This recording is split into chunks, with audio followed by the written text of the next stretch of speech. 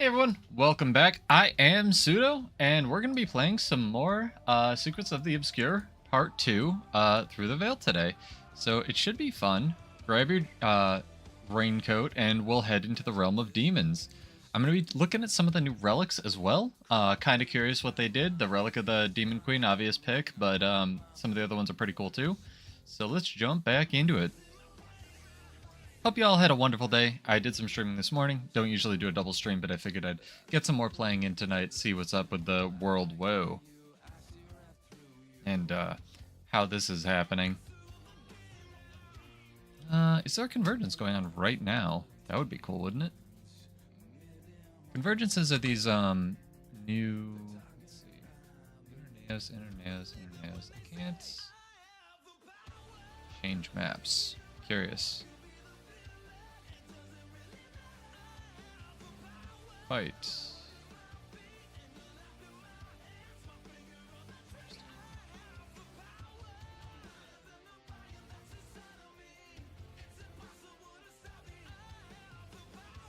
Not quite sure how these work yet. I guess there's just a key. But we did a convergence earlier and we kicked the crap out of it. It was really fun. Really shout out to the pugs that I was playing with. It was a really, really cool experience. I just hope that it doesn't kind of get boring because the map is the same. So, unclear if that'll be a thing. Oh, you have to be in Interneos? No, that doesn't make any sense.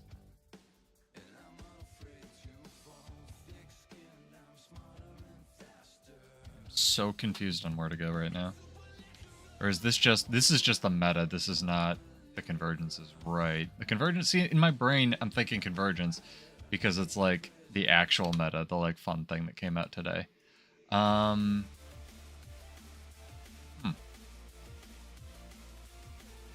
It's weird there's no... I guess... There's no, like, wizard's... tower... LFG, so there's no way to really...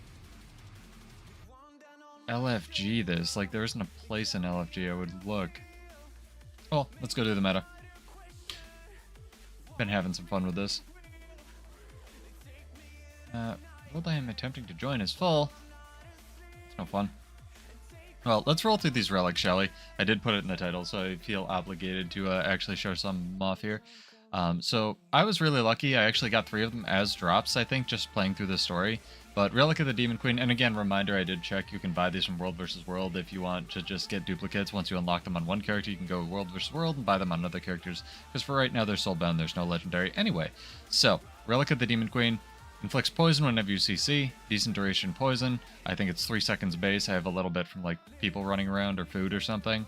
And then poison also increases, or decreases rather, the healing that that target receives. It seems extremely strong to me. I don't know if this stack of poison is hidden somewhere in the stack of all the poison they apply to somebody. I don't know how this works. If you just apply poison, then until they remove all the poison from that stack, like, it's, you know, just permanent poison reduction. I don't really know. So we'll see. Relic of the Midnight King is kind of the opposite of that, in that it gives you might and fury, as well as your allies whenever you disable an enemy. Neither of these seem to have a cooldown. Oh, nope, they both have 1 second cooldown. Well, thank God for that. Hey, they're adding more tooltips to these. That's fantastic. Good job, Arenanet. Relic of Kakarosa, heal allies, nearby allies, not yourself, only nearby allies in a radius of 300 when you execute a blast finisher in a combo field. So if you just want to load up on blasts and then just heal your party up that way, it's a really good extra way of adding healing if that's something you're into. If you say your class, for example, has a bunch of blast finishers but really no AoE healing. I don't know how I feel about the aesthetic of this place, honestly. Hey Maddie, what's up? Hope you had a wonderful day. How you been? Got a great nap. It was fantastic.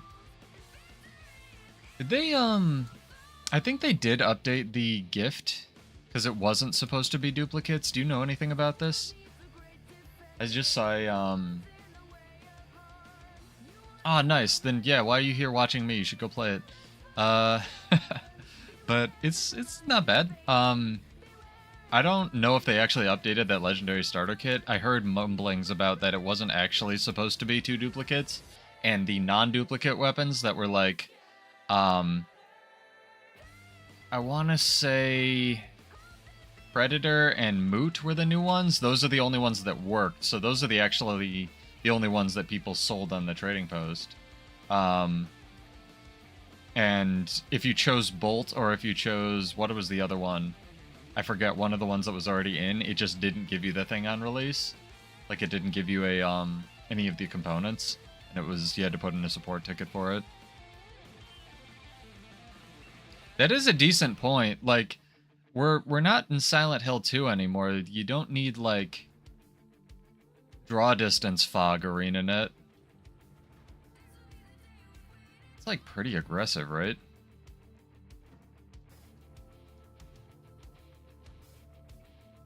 Seems like a thing.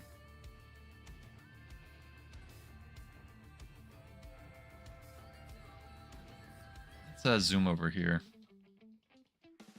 Ooh, can I get the chests even though I didn't do the meta? Heck yeah. I don't even know what I'm gonna get. Probably just some garbage, but we'll see.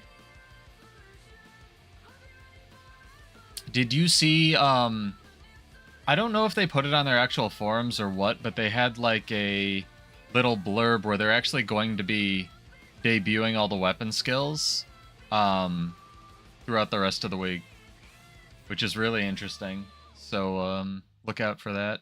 And Warrior is going to get a healing staff for better or worse, so it's going to be interesting.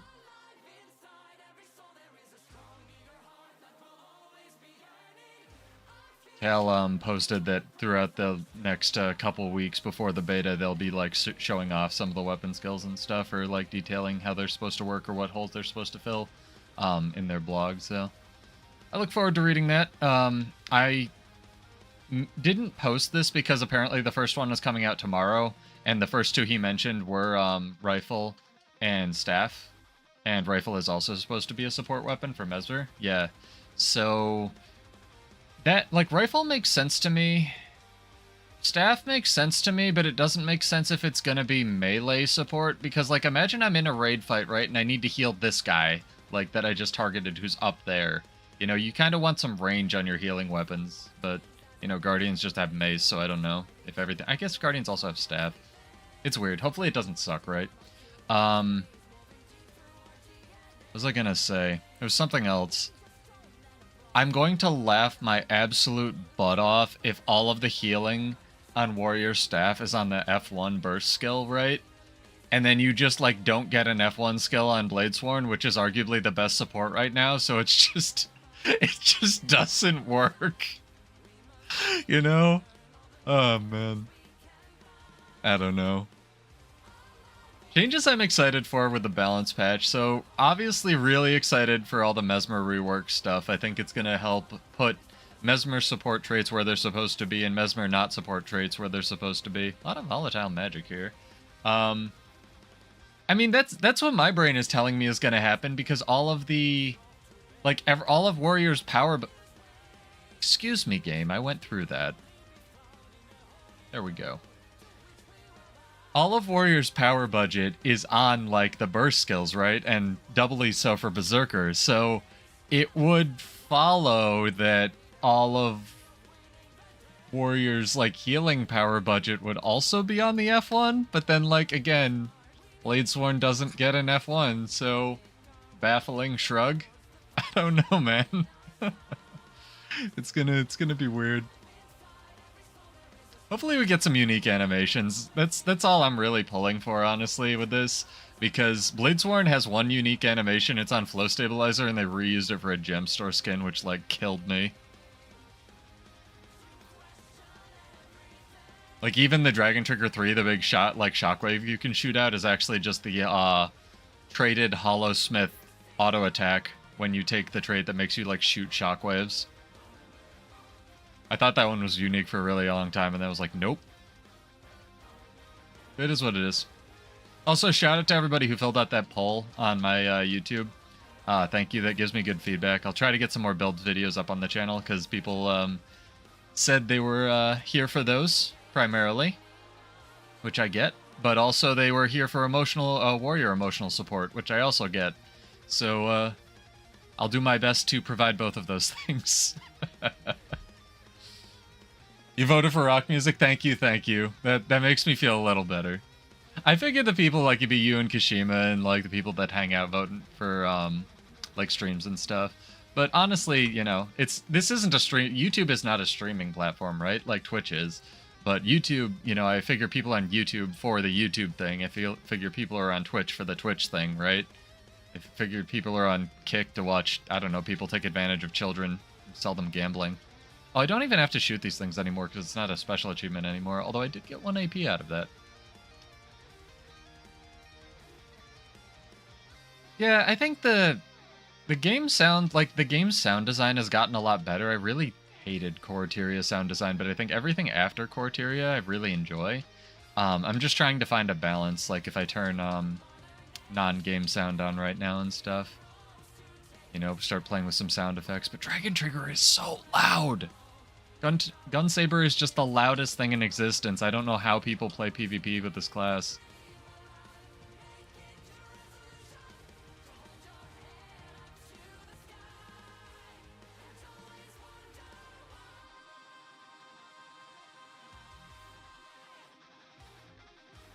Speaking of, let's play some of our newer stuff.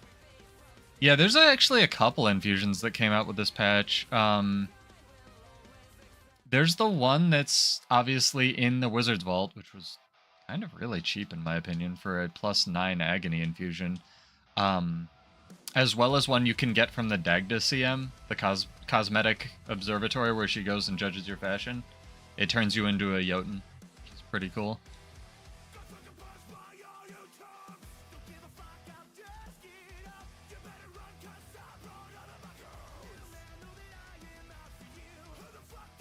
Trying to think of other videos that would I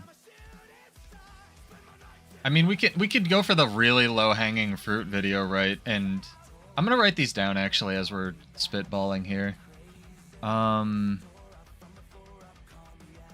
Video ideas will go personal dissection of weapon beta skills. There we go.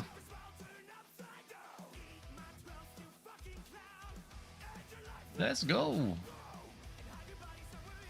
Song's mixed a little bit louder. Hopefully it's not blowing out your ears.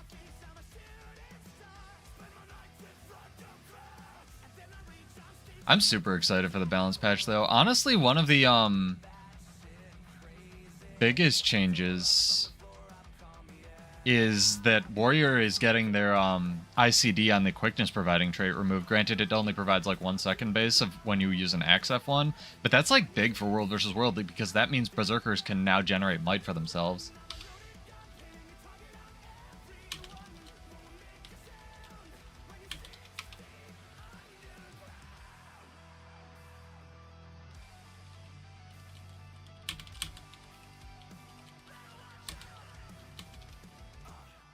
Talking about Relics in guild chat, sorry.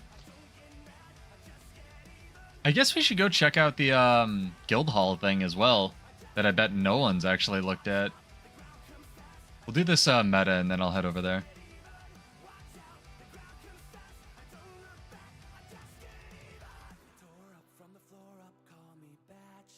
Yeah, if you are watching on YouTube, which I see a couple people, but this thing is absolutely not accurate. Bot I got it is great for giveaways and terrible for stats, but if you want Twitch drops, go over to Twitch. Link in the description.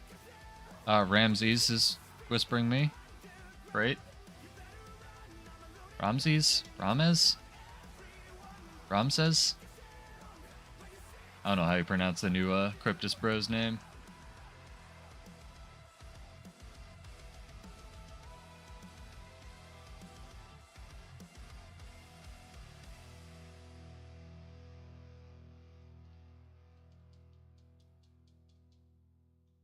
Oh, he's like doing stuff, that's why.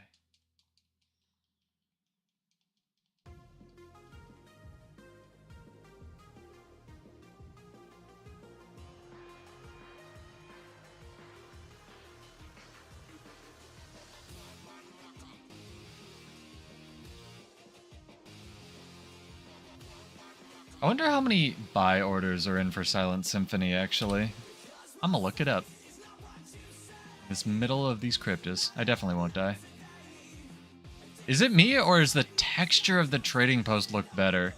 Did they retexture the search boxes? I think they did, or I just, like, am having a stroke or something. Interesting.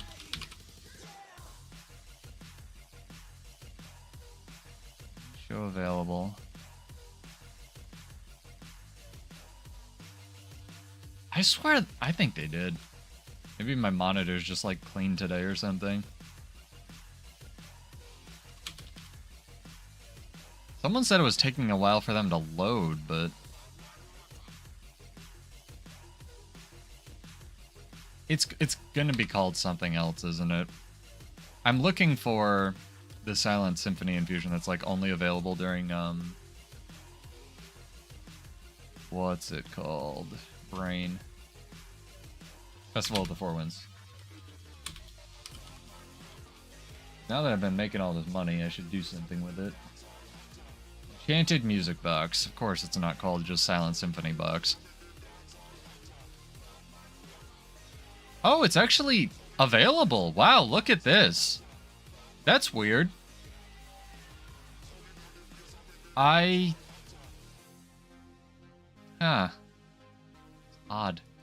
Yeah, Deku, I can put it back up on the channel. I just got embarrassed because I said so many times. I made a video yesterday showing how I've made all this money really fast. You basically, and thank you for reminding me, I should go do that after this meta. I've just been selling End of Dragons legendaries. They're so easy to make. Like, if you stay regular on getting the Imperial Favor from the hero points, they're so easy to make. And they get you a buttload of money. I was astonished. It's like if you took the ease of making Heart of Thorns legendaries, added a couple hearts, and then made them sellable, and it's crazy. I don't know why anyone does anything else for money in this game.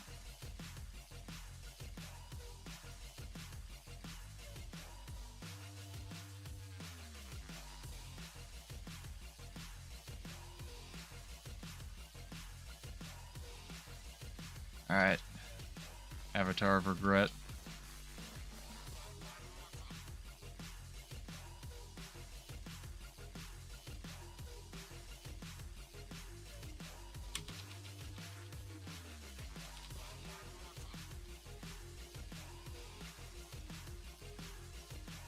Which one's the Relic of Nearest?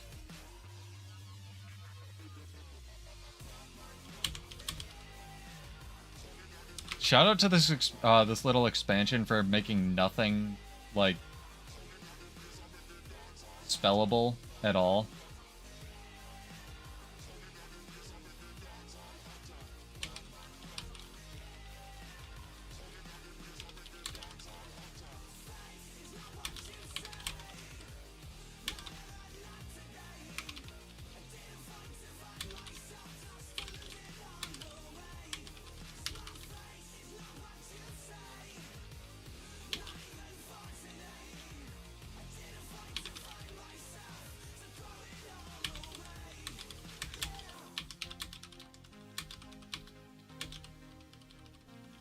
Sorry, talking in chat about relics.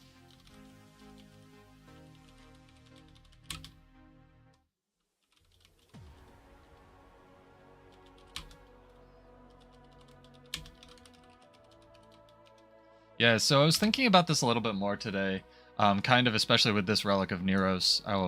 It's the one that when you remove boons, you gain stacks, and then when you get to 10 stacks, you get huge and gain lifesteal and stuff. Oh, this is what we did earlier. Yeah, this meta's this guy's pretty cool. Is a lot of the new... Interesting, sorry. Hold, please. I had to save a bug from my microphone.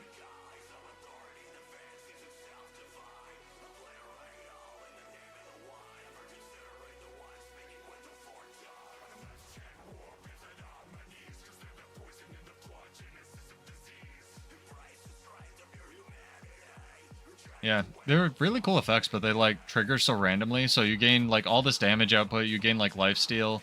Yeah, we are just fighting Aatrox from League of Legends, it's very true. But it's so uncontrollable. It's like you like when you get to 10 stacks, it just triggers. You don't get like a special action or something. It just seems very weird. Man, imagine if Bladesworns could do that, like the crack the ground attack. That was neat.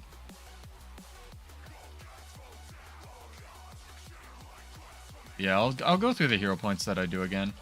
Maybe I'll put it up as a VOD later during the week. You can check it out on like a day I can't stream or something.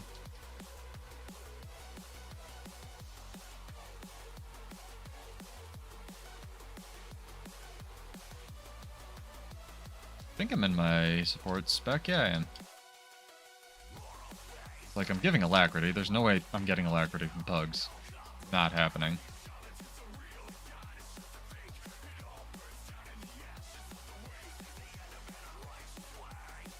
Oh, tiny little bug, you don't want my protein shake. You don't want to be buff. There's a million lights in here. Why are you going for my screen? Got one weird, very confused moth.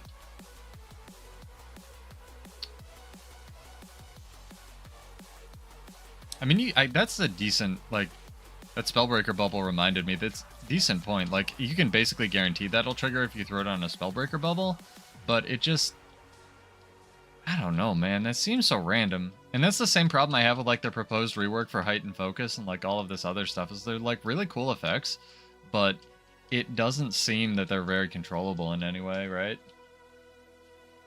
Or it's like resetting your bush skill. What's that do? Nothing, unless you can control it.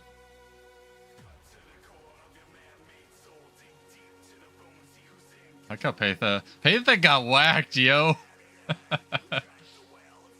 Patha got smacked down. You see that?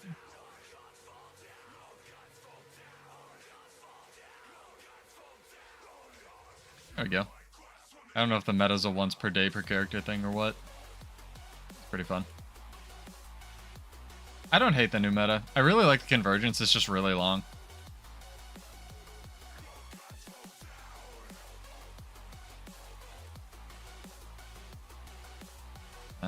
Res our friends. Drop a guildad, as always. That's what I do in World vs. World now. If someone whispers me like BM, I just send a guildad. Like, wanna join? Alright, let's roll through these End of Dragons characters. And I can show you how to make some monies here. Gotta remember to do them myself, so it's good for me too.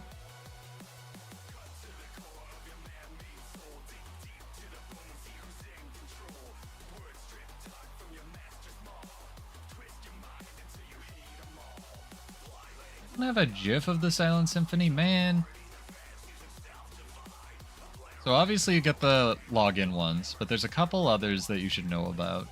So there's this one, which has a chance to give you a Jade Runestone.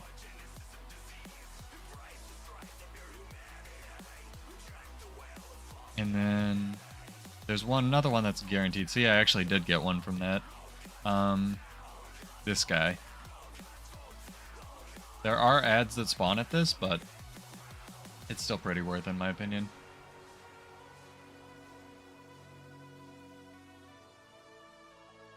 There's another one, but it's like in a cave and it's a pain in the butt because it kicks you out if you just try to log in and grab it, so I don't do that one. It's like at the end of Echovald. But you can get those. Let's oops, I moved her, I forgot. We need to get our provisioner tokens for this armor. I'm definitely gonna make. Definitely.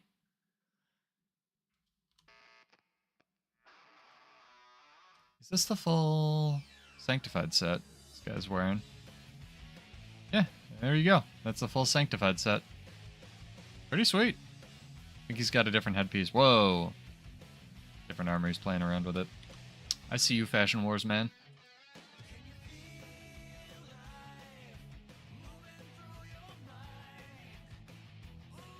What have you guys been playing in the new patch?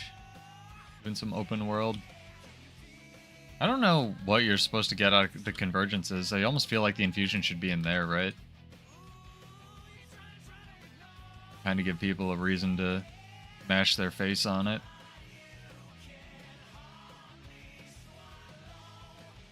There you go. Story's not bad. Saw me play through a chunk of it earlier. Or you closed your eyes. Either way. Thank you. Ah, Black Citadel. The Death Star of Guild Wars 2 locations. Alright, End of Dragons hero points. So, again, this one is one you can just park at. You don't need a hero like to actually do anything. But gives you writ. Pretty good. You basically can get 25 Imperial Favor a day for just doing next to nothing. Oh, it's actually more than that. I forgot. This actually gives you 3 writs, just assuming you have the karma and the other writs to buy them. So it's 35 a day? That sounds right. My brain was like, 25's not right. It's more than that.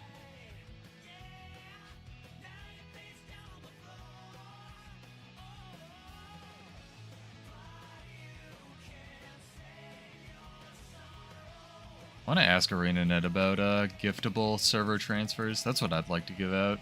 Get everyone on Sea of Sorrows. That'd be sweet. Oh, we need to check out the guild hall thing too.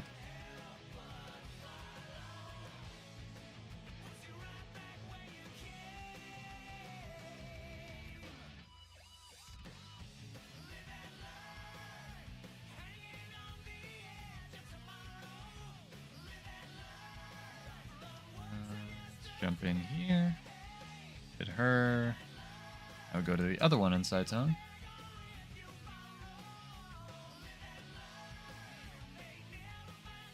Oh, I have a lot of fractal potions I didn't turn to relics. I've got to do that.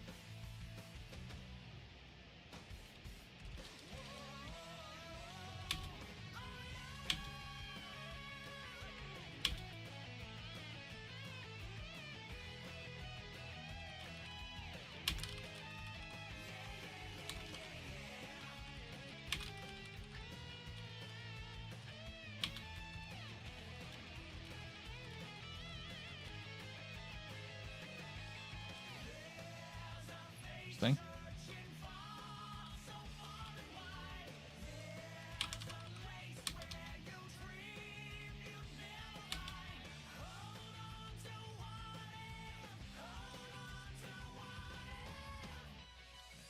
Bring this bell, we summon this nerd, shows up, whack him.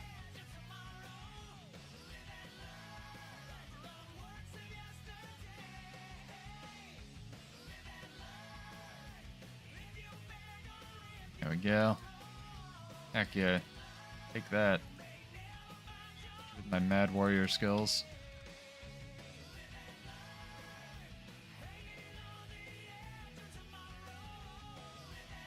I really hope they add new convergences. I don't, or at least new maps. I'd be a big fan of that. I don't know how feasible that is though. Ah! It's kicking my butt. Jadebot, save me. Jadebot, the best friend. Oh, I wonder when your Jadebot comes out to do that, if the skins apply. They probably do.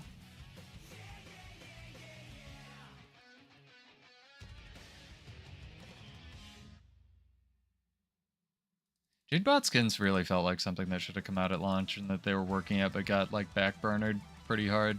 I feel like they would have made so much more money if they could have put those out at launch.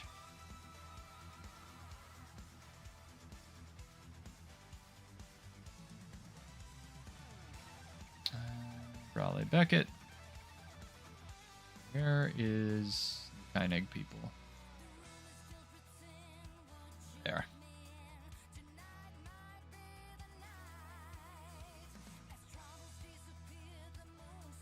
Go check out the guild hall stuff after this.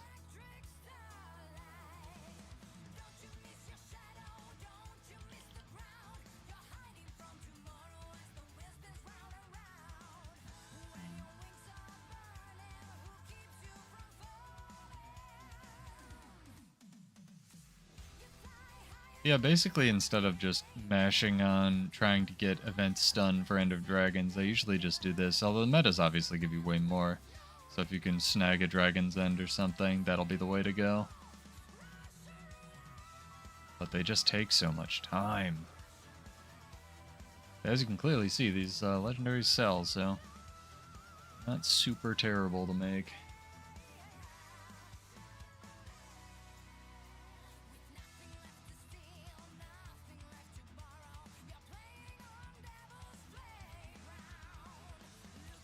Alright, let's go, buddy.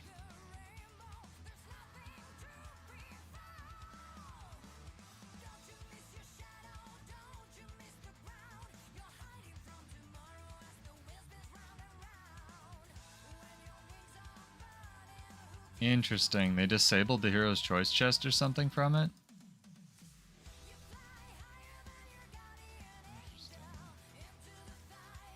Weird. From the meta, okay. Seems like a bug they might have wanted to squash before launch.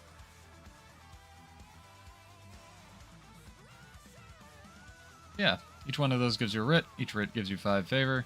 Pretty good. Let's go check out this guild hall stuff. Stoked on this.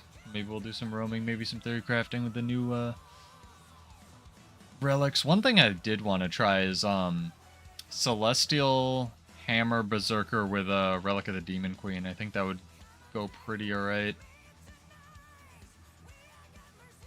If you could land your hammer skills, of course. It's kind of a thing. So yeah, let's check out this guild hall. Actually go to the one Maddie helped us move.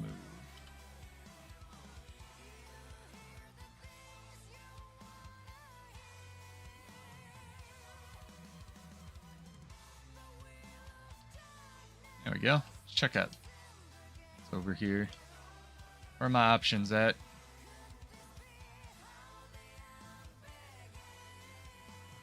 You new? What upgrades are available? We have to buy upgrades? Arena Restoration 1. We've done that.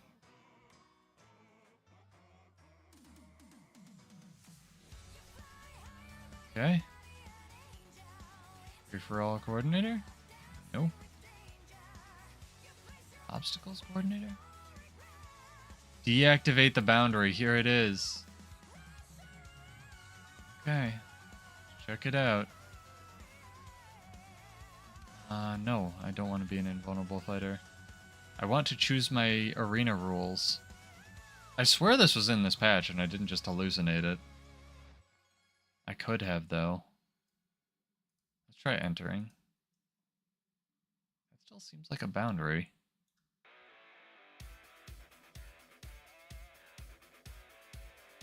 I'm gonna find this blog post. I really want to know.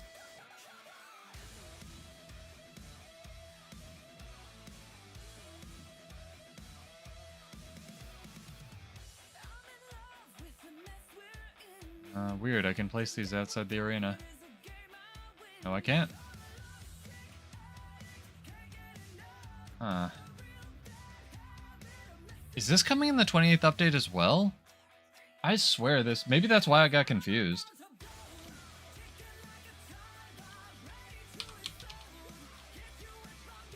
I swear that was in this patch.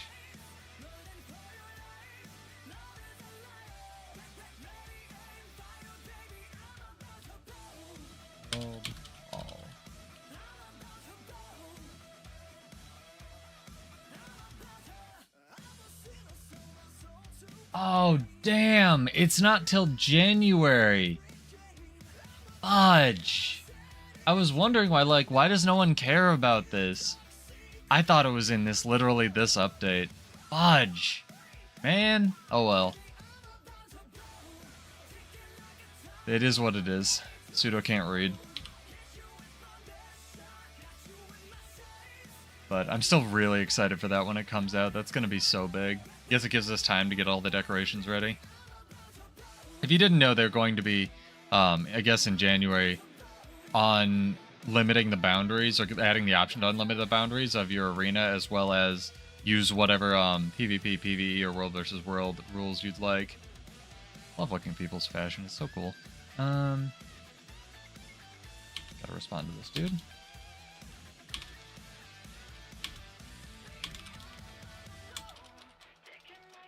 Apologies for the typing. Again, have not attenuated all of my stuff to not pick that up, but it's what it is. At least I have brown switches, not blue switches.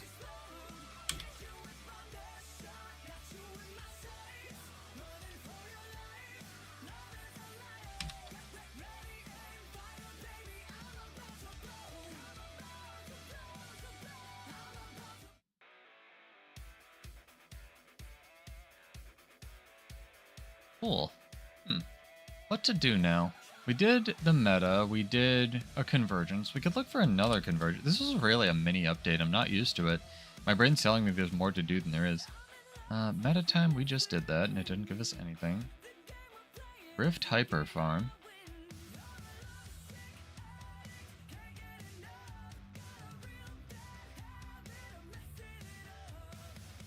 We'll just teleport over here.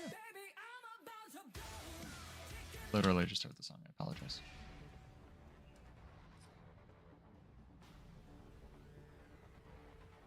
They're adding Guts' greatsword to the game next week. What's it called? Oh, is it in the data mine? Oh shoot, I need to make previews for those. I can go grab that. That's a good call. Zek. I forgot to even look. I had to work and then I took a nap because I was so tired, and then I got a mini workout and then Kim did this. That shaman data mine. Yeah, let's preview those for people. I know people really like these. Mature content, excuse me. Apparently user that shaman is... Oh, it's literally Guts on the picture!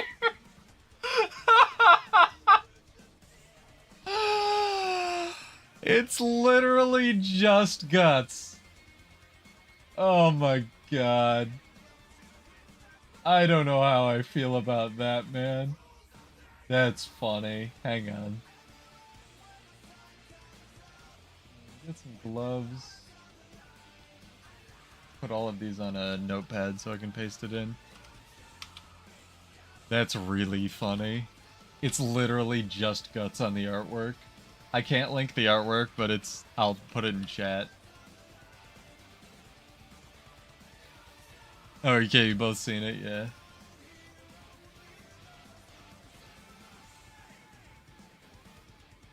It's pretty funny. I've been looking for a new greatsword. Dark Sanctified, no. There's a lot of new weapons with this. Lot of new weapons. Oh my god. Relic, relic, relic, relic, relic, relic, relic.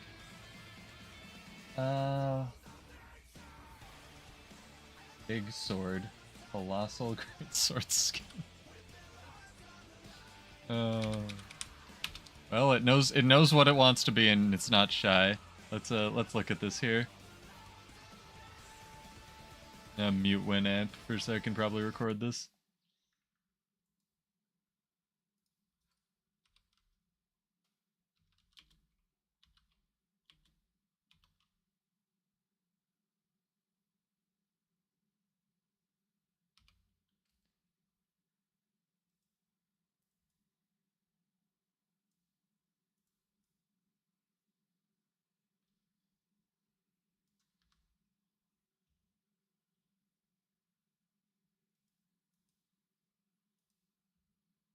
Yep, it's literally just his sword, right?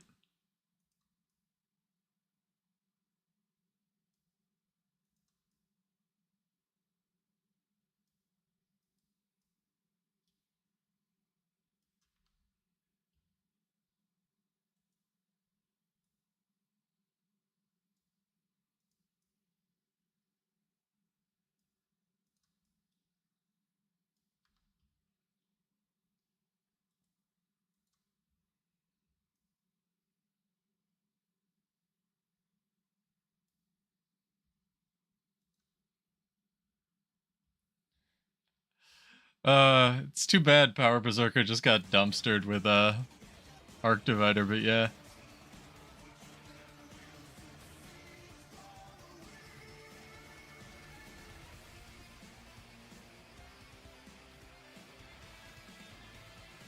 You guys are making me want to play some PvP. Might do that.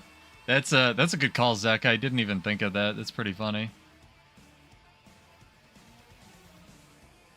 That is just a big sword. Yes. Honestly, I think Power Berserker's fine, and I honestly also think Arc Divider's like still good. It is humorous how, well, I don't know. I don't want to say that because I've had my baby dumpstered as well. Like, Gunsaber's pretty bad. Bladesworn's pretty trash. It's pretty trash. It's effective, but it's pretty trash. It's like Power Berserker. But we have other things we can play, right? So it's fine. What I suspect with those balance changes, I have a build made up for it, and I want to ask Guy about it because he's a little bit more attuned to what's going to work for PvE stuff. I suspect that there will be a build that you can put on arms and do at least 40, if not 60k, by just pressing Axe F1 over and over and over again, because you will generate enough adrenaline for it. Because... oh no, it's one adrenaline short, because whenever you hit with Decapitate, what's it called? If you take the discipline trait that you normally don't take, it'll restore 7 adrenaline. And then if you take the arms Grandmaster that's not for power, it'll restore an extra 1 adrenaline. So I don't know if that'll land you at 9 or 10, but if that lands you at a full 10, or even if that lands you at 9, you can do like F1 attack, F1 attack, F1 attack. And with the change to the one trait that like extends your berserk mode whenever you hit with a primal burst skill, I think you can just stay in berserk mode forever like that. I'm not sure, but I'm gonna try to find out.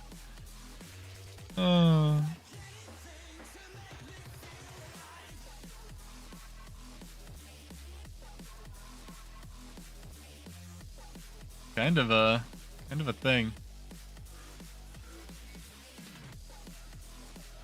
Stalwart Breaker. Excuse me? Video game?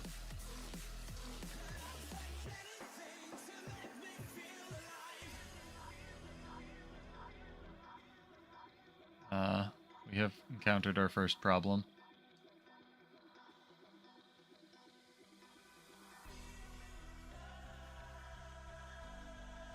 Up. Up, Skyscale. Up. Mush. Mush.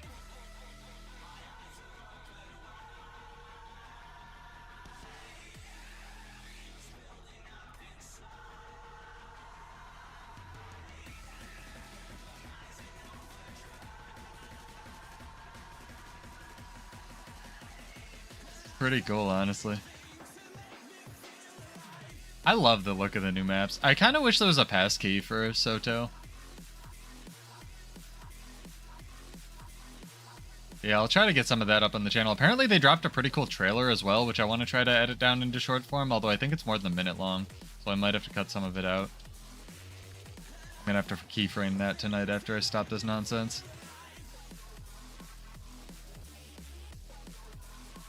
Arenanet's getting at least better with making trailers, if not for where to put them, so it is what it is. Excuse me? Oh, Cryptus just disappeared, as they do.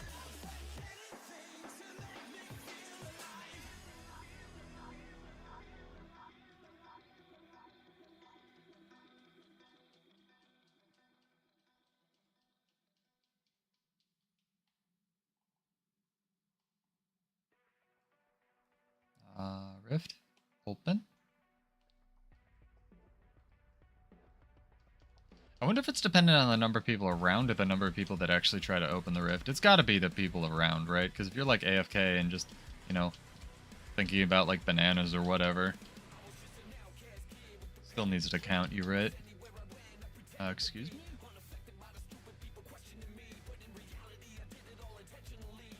Am I the target for all this? Good thing I'm on a support build.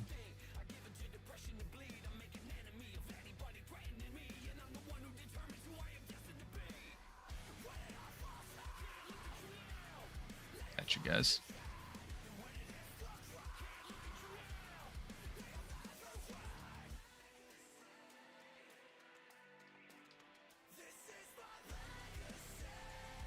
This is actually playing at my gym the other day, and I took my headphones out because I was actually listening to the album, not the specific song, but it's definitely on my playlist. And I took my headphones out, and I was like, what? Did I take my headphones out? I had to do like a double take. Also, I'm looking for better, wow, that is a pretty dragon. Some people are so good with their mount dies. I kind of suck with mine. I'm looking for better in-ear earbuds. And by in-ears, I mean, or semi-in-ears. Like the ones without the foam rubber tips. I bought a pair of JBLs today that I thought would really do it, because JBL's usually really good, and they kind of suck, so they're going back. I just can't find anything that I like as much as the ones that I already have.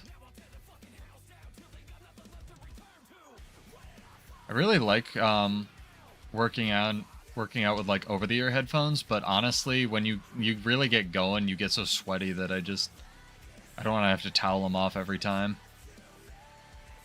So wireless, but the problem is, Maddie, and I'm not an audiophile, but I'm a big enthusiast of headphones, so I kind of know what's available. You might have some recommendations for me, but the ones that I really liked were the Samsung Galaxy Buds Live, the ones that look like beans and everyone called beans. They're actually like the best sounding headphones, and they're the most comfortable, and they don't put any pressure on your ear canal, and they don't have a stupid rubber tip that gets stuck in your ear. And they have like 10 hours of battery life or something insane without their ANC on. And, you know, trying to do ANC without fully, you know, sealed earbuds is kind of Sisyphean anyway. So why would you ever turn that on? They're so good. Yeah, they're so good, and just no one bought them, and so they were gonna get a sequel and then just didn't, and I'm so butthurt about it, because I was holding off on buying more of them, but every time they go on sale, no one wants to buy them, so they're like, you know, $40, so I just buy like 2 more pairs, because they're so good.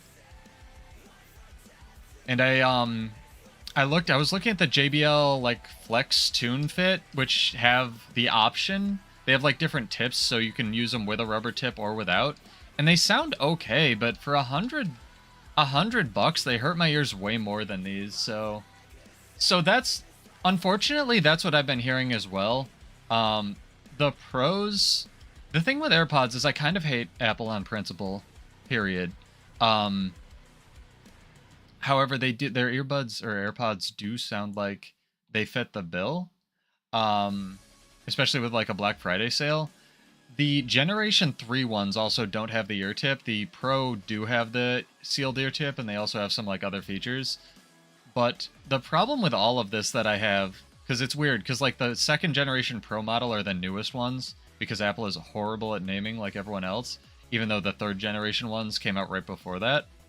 So I was looking at like the 3rd generation, right? And the other problem is Apple just started switching to USB-C. And I am not buying an Apple product to have exactly one lightning cable in my house, you know? And the only way to get the USB-C case is to buy the whole, like, new Pro thing. So I'm just like, I'll just wait till they refresh these if they do, honestly, at this point. The other thing I heard about the Apple AirPods is... Excuse me, sorry. I was actually dealing with this a little bit for an audio site we were updating for work. I should probably just waypoint. Definitely just waypoint.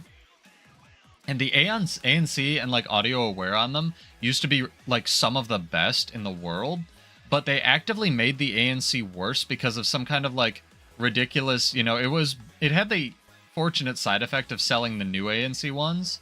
Like the ANC on the new ones was more updated. But they made the ANC on the old ones worse because of some kind of like codec licensing thing. So they had to like legally make it worse or something. It was the weirdest thing.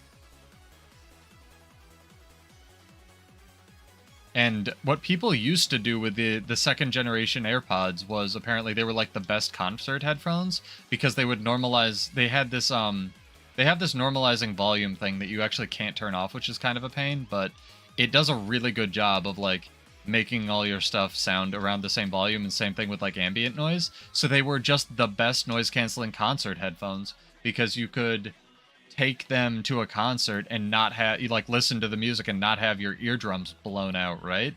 But apparently they made that worse too. So it's like, I'm not going to buy a product that they're just dumpstering. especially because it's Apple and I already hate like everything they do. Although honestly, objectively, other companies are more evil. Apple are just overcharge their customers for no reason. Apple products are good. Like they're good products. It's just that they don't cost nearly what they charge to make. Even if you include all the R&D. Especially the like $1,000 monitor stands and stuff that they sell. It's just funny, man. They know someone will buy it.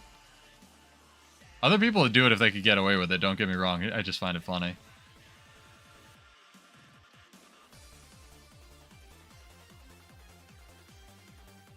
I think everyone just sucks now. That's not true. A lot of people don't. We have a wizard's vault that doesn't require money. I mean, really big shout out to arenanet for that. Not even joking.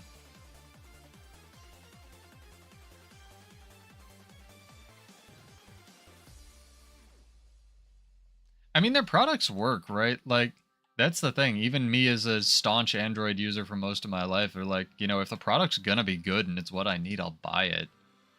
Like, you already said it. It's just better for, like, most DJing and audio software.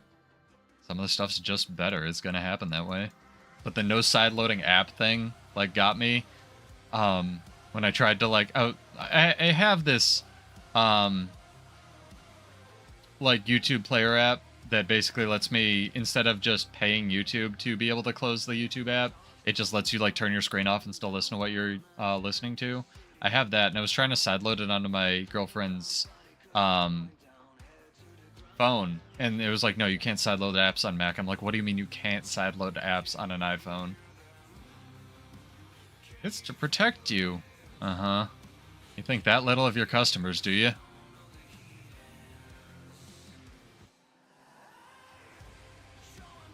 People, man.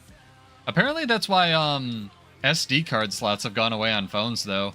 It's because 99% of people would use them correctly, and then 1% of people would use it incorrectly, and you know, most of the time SD cards are like crap, like for storage, and don't get used anyway. And then people would like drop their phone and break the SD card, and the phone would be fine, but the SD card would break, and then they would blame the phone company. And it's like, you know, why are we adding this?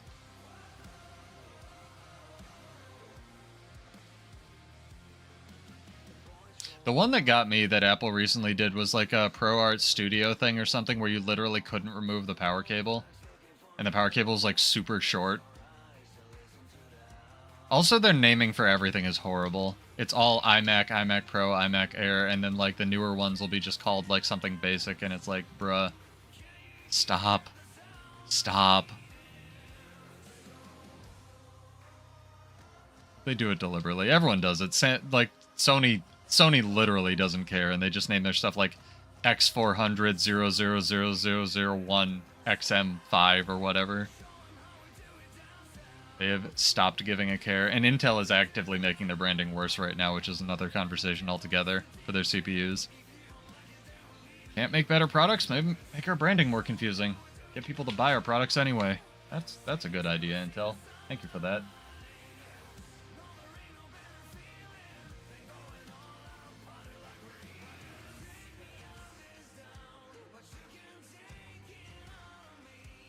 This squad chat, I'm not going to relay any of this.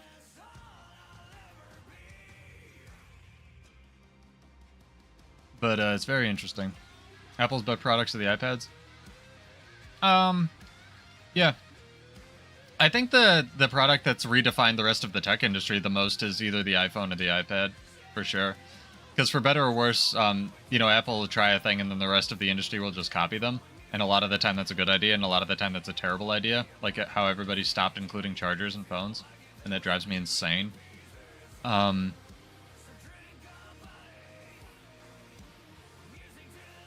iPads don't get enough, like, there's a couple things that have just been lacking on them forever, like there's no weather app or something, or there's just a weather app, or just a calculator app or something. It's like really weird, and their justification for not doing that is like we'd have to do it the Apple way and we'd want to do something unique, and it's like, bruh, it's a calculator. But yeah, tablets for sure are almost defined by what an iPad can do these days. Although, what was that? OnePlus has been making some very aggressive pushes into my personal, almost buying electronics ecosystem. Like, I don't know what I would use a folding phone for other than dicking around in the Guild Wars 2 build editor while I pretend to answer emails for work. But literally, like, I want a folding phone. It sounds like a good idea. The biggest barrier to entry is still the price. But OnePlus has this deal going on right now where you can mail them literally any phone and get $200 off their new folding phone. And it's like $1,700 to start at. So I don't know if they're just harvesting the silicon out of like broken phones or what. But my friend emailed them and he's like, okay, so if I set my old Galaxy S6 on fire and mail it to you, you will give me $200 off. And they said yes. So I don't know. Maybe they just didn't have to price the phone that high, and they're just doing it because everybody else is doing it. And they want it to seem premium. Who knows? But the amount of folding phones I have seen in the wild has been single digit. Outside of people at work, they don't count. Yeah, it's just funny, some of the things. So it's like Samsung, actually, because I was been looking at earbuds. I would get the new Galaxy, because the ones they didn't, they were really successful with, were the Galaxy Buds, you know, non-live, the Galaxy Buds, like, Pro and Pro Plus and all of that. And their new ones are apparently really good. They're like the ones to buy.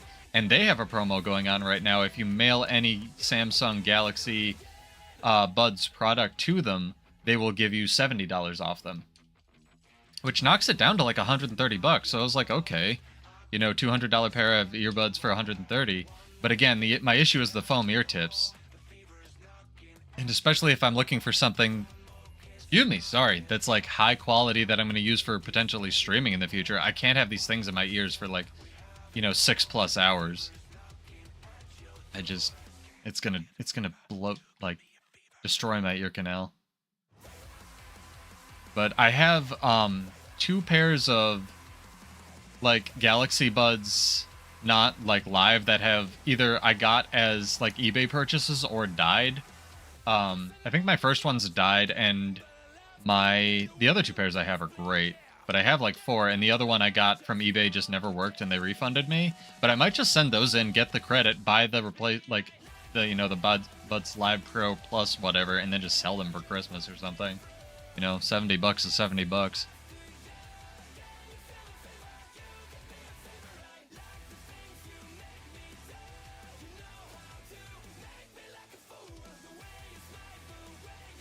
Get up, one guy.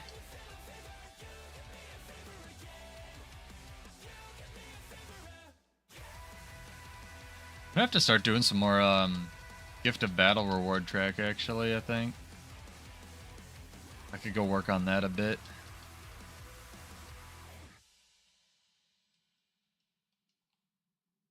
Apparently there was a post on Reddit about people on Sea of Sorrows cheating, and I'm pretty sure it was about a guild that was linked with Sea of Sorrows, but is not on Sea of Sorrows, because I've never seen them before.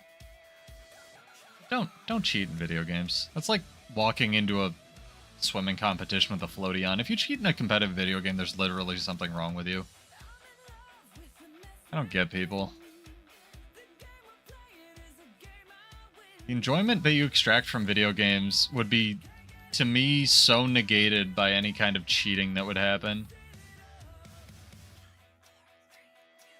People are so weird.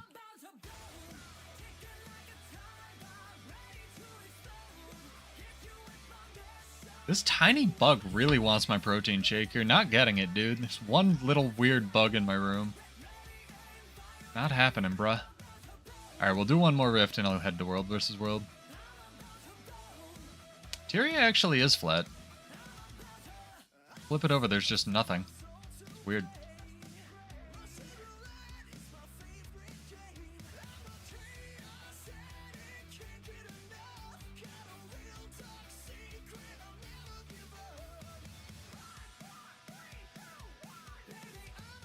Yeah, I think the biggest barrier to entry for folding phones, though, why you don't see them like a lot, is still the price for a lot of people. Because it's essentially 2 phones just, you know, hinged together, like taped together, right? they have to engineer the hinge and stuff, and that's more R&D. And then you think about it, and it's, you know, 2 screens plus 1 on the outside usually, plus 2 batteries that they have to simultaneously charge and do all the engineering for that. Yeah, and that's my other thing is, like, especially with the amount of theft that happens nowadays, I'm not paying $1,000 for a phone. Like, I don't care what it does. You can get a good phone that's like a year... I've always done this. You just buy last year's model, and it's literally like $400 cheaper. You know, if and when I need to refresh my phone. The last phone I bought was because I ran my other one into the ground, and I really, really, really wish they had kept this line going. There was when Motorola was making phones, their Moto Z line had the ability to, like, slap these modules on the back. So a lot of them were stupid, right? Like, you could get, like, a printer and print your, you know, pictures on the back of your phone, or you could get an extra battery bank. You could add wireless charging back when that was new. That was how old this was, right? And that was, like, kind of cool. But the one that I used, and was freaking awesome, was this JBL speaker that just literally stuck on the back of the phone. It didn't make it that much thicker. It had the best kickstand I have ever used in a phone, period, on it. And it sounded amazing. And it was like another $70. And I ran that thing into the effing ground, man. And, like, when I finally had to replace that phone, I was so sad. And what I got was a Black Shark 4, which is a gaming phone from China. They're predominantly sold in China, but they sell them here too. The thing is, the model I wanted with 7 or 12 gigs of RAM isn't sold here, so I had to import it. But I got it for like $400. It was supposed to get Android 12. It never did, so I may have to update it because of security stuff. But it's got like little mechanical slide-out shoulder buttons on it. So, like, it's got extra programmable buttons, which is very, very stupid, but I love it because I just bound them to advance and, like, advance track and rewind track, you know, a next track, previous track. So I can literally just, like, you know, I don't have to open my phone at the gym or tap my earbuds. I can just, like, literally press, like, on the edge. It's fucking sweet. I love it.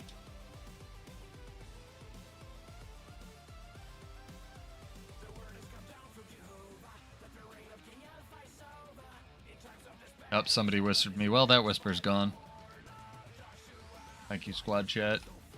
But it's super, super solid. And the best feature on it, and something I wish Western phone manufacturers would start adopting, and I'm really shocked they haven't, honestly, is it charges at 120 watts. Which means that I can charge my phone from 0 to full or near full in like 25 minutes. With a 120 watt charger. And it's like built for that, right? Like, I'm not wearing out the battery by doing it. It's built for that. And there are phones that go faster than that, but it might be a regulation issue, but I think there have been some released here that do charge at like 100 watts and stuff. I think it's just not popular because Apple hasn't done it yet. Wow, this thing's weird. But it's sweet. I have little MagSafe, like little adaptive USB-C MagSafe connectors on it. I just throw that, literally don't even have to like hunt for the plug or anything. Throw that thing when I walk downstairs, you know, forget to charge my phone in the morning. It's amazing. I love it so much. And I have a couple battery banks that will, I carry around in my work bag that will output at 120 watts. It's so cool. It's so cool. Oh, my girlfriend's listening. Yeah, shout out to her. Get to brag about my tech and stuff. You can get really good battery banks that output at like 100 watts now for 40 bucks too. A lot of stuff is going up in price, but a lot of stuff is going down in price too. It's really awesome, honestly. Like, I talk about this with her a lot. I actually, back when, like, it was one of the first things that was ever on Kickstarter, let alone back in the day before Kickstarter existed. But I kickstarted... back when I was in college, this is going to date me real hard, but back when I was in college, I kickstarted the first pair of truly wireless earbuds. They were by a Swedish company called Bragi, and they were really cool. They came out with a couple subsequent pairs, but they've since transitioned into being just a software company, and my suspicion is they made the earbuds as a proof of concept and then sold all of the architecture to like Android or Apple, right? Or like all the bones for the software support. Because back in the day, they were $400. They only lasted for 4 hours each, but they were, like, to their credit, some earbuds these days don't even have these features. They were waterproof. Like, they tracked your biometrics so you could, like, program in workouts and stuff. They had an amazing amount of features for, like, the first pair of truly wireless earbuds. They were so cool. I still have them somewhere. They only last for, like, 30 minutes now because the battery went aggressively downhill. But now you look on Amazon, right? You can get like truly wireless earbuds by a good company like Creative or something for like 30 bucks.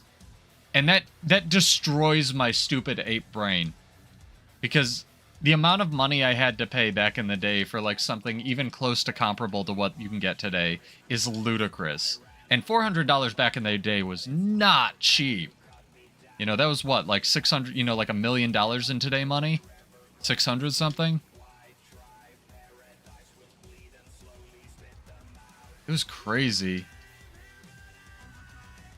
And now I look at my little Galaxy, you know, Buds Live. They last twice as long as that. And they're sweat resistant and stuff, and they're 40. And it's like, oh man. Technology. Crazy.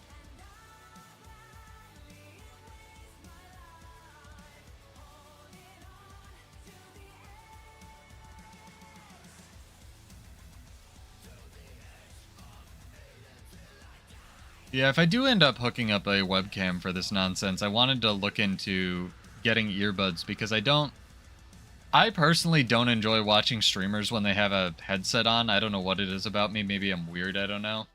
I prefer streamers like Muckluck and Maximilian Dude and stuff who just have like earbuds or nothing on their head. I feel like it makes them feel more engaged with the audience, so. Like in the effort to, you know, push that rock up this hill, I want to make the best streaming experience for people. First, I gotta find a webcam.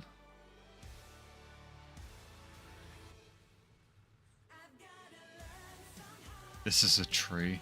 Yes, it is arenanet. This is a tree. Thank you for that. This is a tree.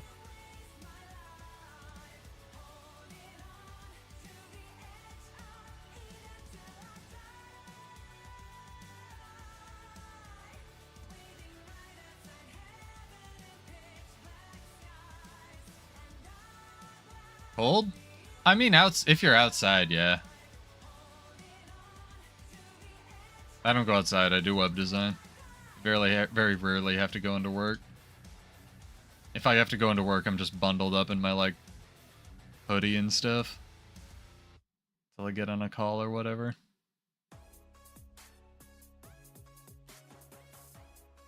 I bet they make earphones that are specifically made, like, over-the-ear ones to, like, specifically cold weather and to insulate your ears and stuff. If I was Samsung, that's what I would do for my, like, Canadian division. That'd be cool. Literally. The other reason I want a really good pair of in-ears is, my girlfriend's gone to bed, so I can say this. I'm thinking about buying another motorcycle. I have my license, the one I bought when I was, after I got my license was way too big for me and heavy, and I want to get something that, like, a little bit more manageable. Especially if I'm gonna tour back to Ithaca occasionally. She's gonna text me and be like, what? And I'm gonna be like, oops, that was the stream, bye.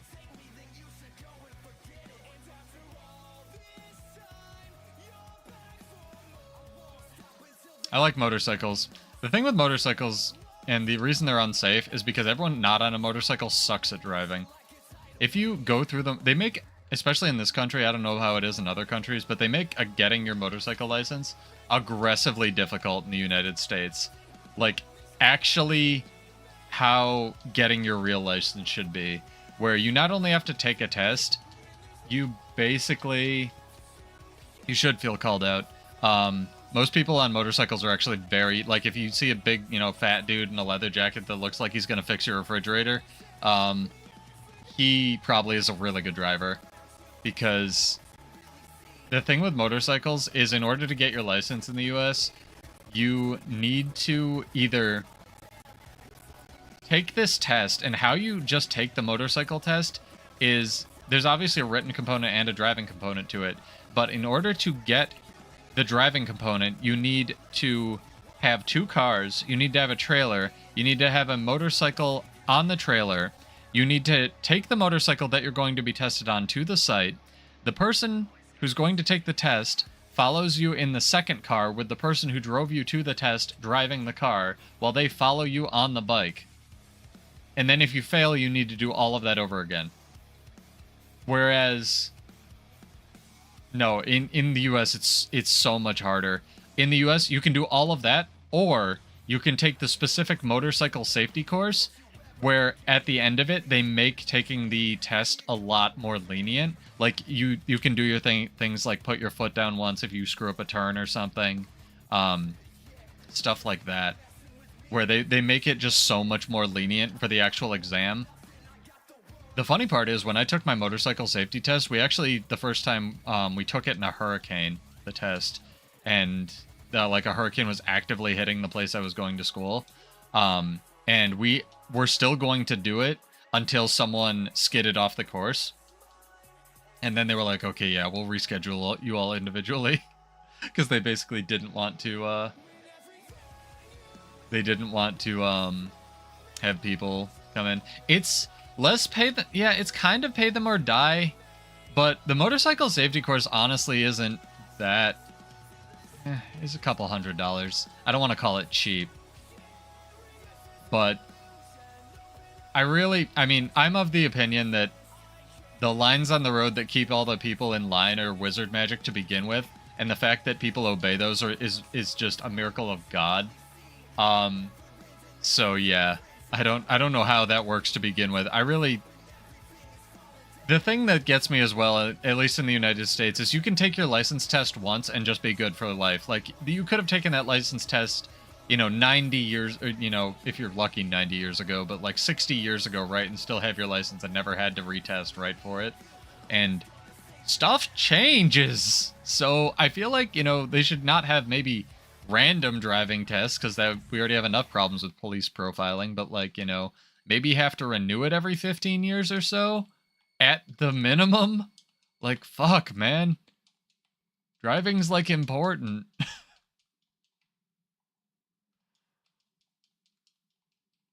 It's so weird. I find that so weird, especially with how, much of a revenue stream that is for the government. We're not like, yeah, actually, you know what? People should know how to drive. The other thing is, too, this is a fun trivia question, but not for Guild Wars. If you see somebody with a black motorcycle helmet, they want to look cool, but they're an idiot. The 2 most visible colors for motorcycle helmets are white and gray. With obviously white being number 1. And the reason you should have one of those is because the first thing, if you're ever in a motorcycle accident, which fortunately I have not been, best in public transport, not here. I live in the middle of nowhere, but if I lived in New York, I absolutely would. That's what I did when I was in university. I mean, that's fair too. Riding a bike's fun though. So the thing is, like, if you ever see someone with a black motorcycle helmet, they're an idiot, because black is almost invisible, and even if they do see you, the number one thing, if they, like, hit you and almost kill you, right, that someone's going to say is, I didn't see the person, even if they did. That's the first thing everyone always says. So it's kind of advantageous on your part to just, mitigate all of that. 3 years, you've been allowed to take it. Interesting. What's the G3 let you do? Jump monster trucks? What's special about it? Because, like, I have, before, I think all licenses are this now, where there's an enhanced license you could get, but, like, basically I can drive into Canada without having to, do, like, immigration paper. You can basically drive into your neighboring countries with an enhanced license here. It's kind of cool. You still have to go through customs, and, you don't have to go through customs, but they still have to go through, like, the border check and stuff. Come over then? Yeah, I wanted to. I've been wanting to visit my friend Juice, who literally lives... His real name's not Juice, but it'd be funny if it was.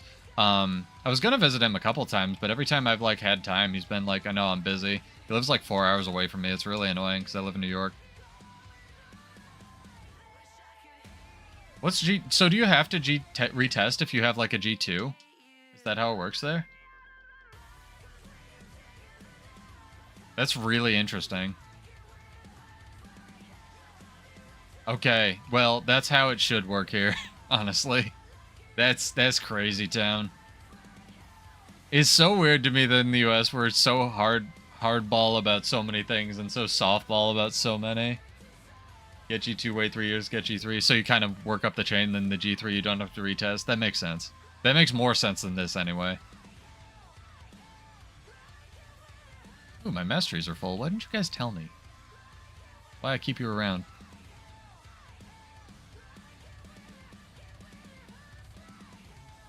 Crane's work. Praise Cryptus Jesus. Oh, I can't go into my masteries. Yes, they do.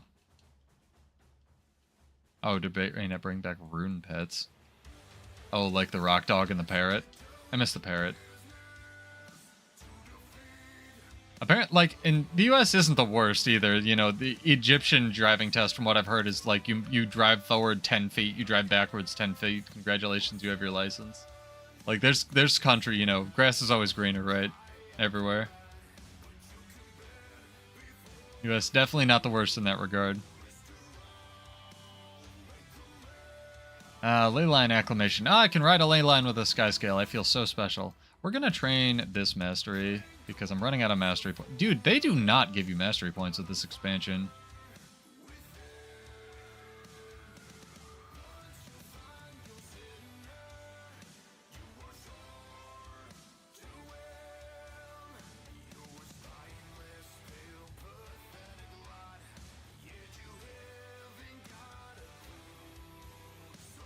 Yeah, it makes for a fun time. My friend who was visiting Egypt said, don't drive. It's like how in South Africa when we went for this debate thing back in high school, the dude, like, this was, you know, before Uber was a thing, and even now, I mean, South Africa's more developed than people think of it, or think that it is, but like, the dude that picked us up from the airport was going at like 100 kilometers an hour to the hotel and like whipping around corners. And this is with like a bunch of like exchange US students in the van, right? And we were just like, are we gonna die? It was like, it was so intense. Oh, and I have the little toggle sky scale ability now. Check that out. Let's go find a ley line. I wanna ley line myself.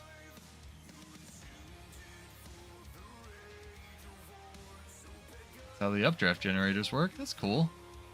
I didn't actually play with any of this stuff because I've been so lazy on my mastery points. You can't get mastery points from the build editor complaining in World vs. World, so haven't finished it yet. We're getting there.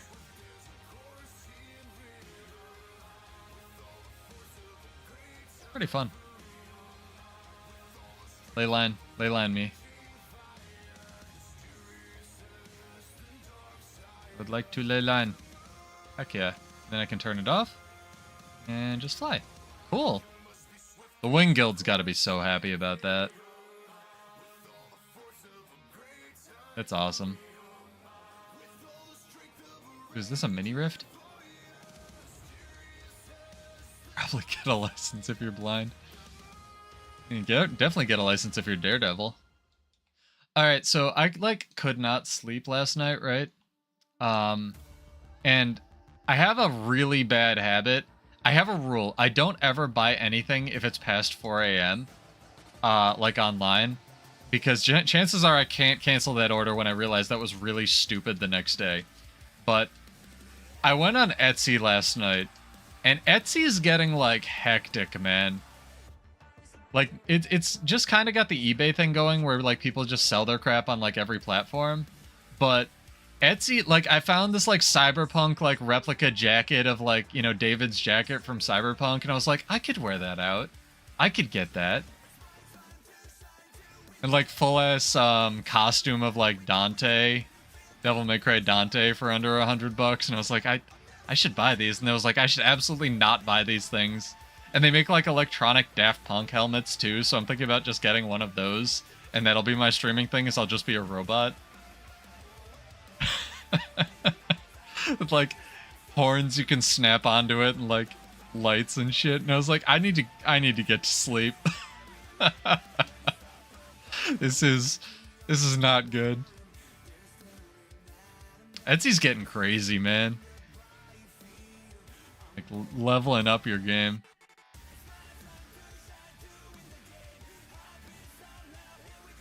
It was interesting though. I emailed the guy about the cyberpunk jacket because it's like a pretty good price, like $100 or something. Full ass leather jacket with a hood. Everything's getting expensive. I mean, that might be Etsy's fault, not the sellers though. They might just be taking more and more percentage, honestly. A lot of places take so much now. Like even Twitch is like 70-30 till you hit a certain point or something, and then it's 50-50. I think. Maybe it's 50-50. No, that doesn't sound... I don't know. Maybe it's 50-50 till you hit a certain point and then 70-30? I know YouTube is the better one of all of them. TikTok is horrible. I feel real bad for all the, you know, thirst trapping chicks on there. It's like, they take like 80% because people can stream on TikTok. It's so weird. Everyone's got to have their own streaming platform now.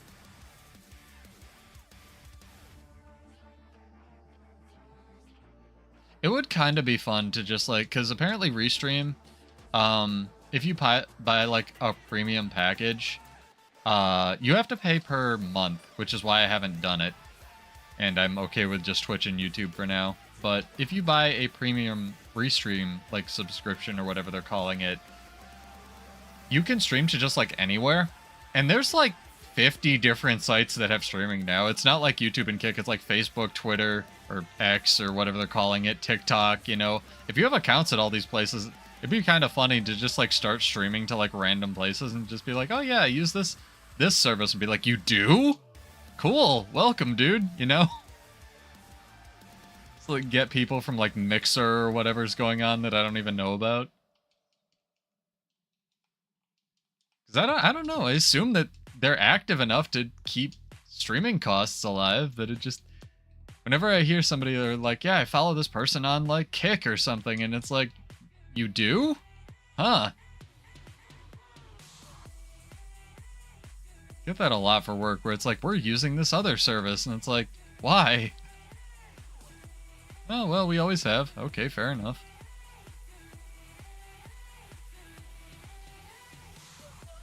Sorry, I've just been doing rifts and talking about nonsense. I kind of got distracted. I was going to do some World vs. World. I was really enjoying that Berserker build. I gotta get better at playing it, especially if I'm gonna keep playing it.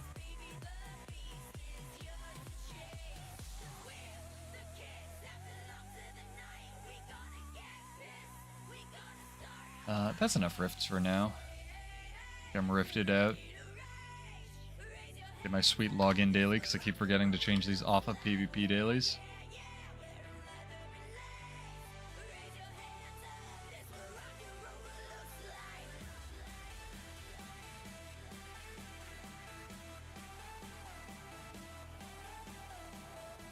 World vs. World.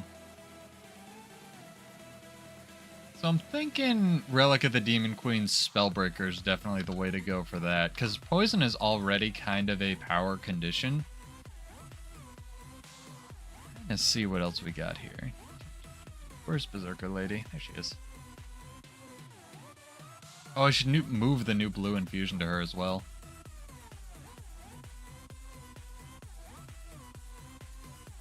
And at some point I should actually finish some of those Arene stuff. The Arene Fire Pistol. Working on.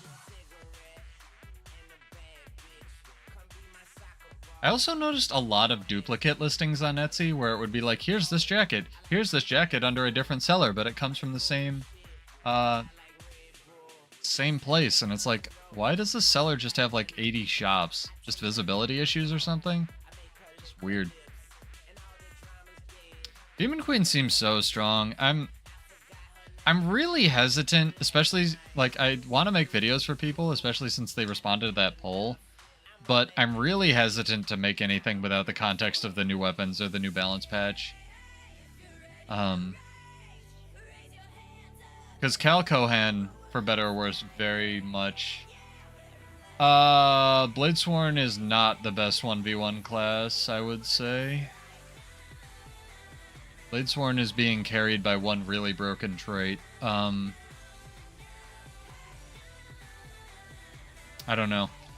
Yeah, I think Cal Kohan really has... I can answer your question in a second, yes. But I think he definitely has a vision for this game.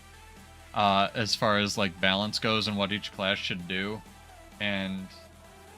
yeah, I suspect that's that as well, Maddie. Where if they're not, like, you know, this guy has a shop somewhere, they're all from, like, a factory, and then they all resell them on Amazon or Etsy and stuff. I suspect that. Can Bladesworn... so Yaz asks, can Bladesworn be considered the best 1v1 class? If not, who is? Bladesworn is strong, but it's strong because Unshakable Mountain is strong. Unshakable Mountain is this broken trait that gives them 800 barrier or 1000 barrier, depending on your game mode, whenever you use a the last charge of a skill. And I think that's really I was trying to help you, bro. Typical Maguma thief wants to, like, kill everything, right? Just wants to watch the world burn.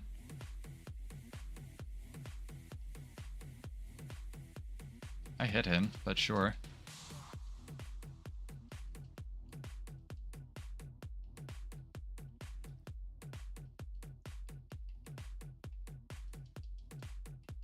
Dang, a whole Zerg. Oh boy. Oh boy. I don't think I'm living. Nope. Are they going to get the one Maguma thief? Is he going to get away? Is he going to thief away at the last minute? Oh, he's down. Oh, he's down. Well, the important thing is the thief dead. I really enjoy Bladesworn. It's my favorite conceptually class, but I think it's executed in possibly the worst way. Yes. So I don't know. Take from that what you will. I have a lot of videos. I have a lot of time on it. I'm probably going to give it up until it gets a rework, though, because I spent a year and a half developing a playstyle that they literally just deleted from the game on it, which was really, really frustrating. So it is what it is. What is going on here? Would you like to fight, Mr. I? Right. I have questions. Still have questions.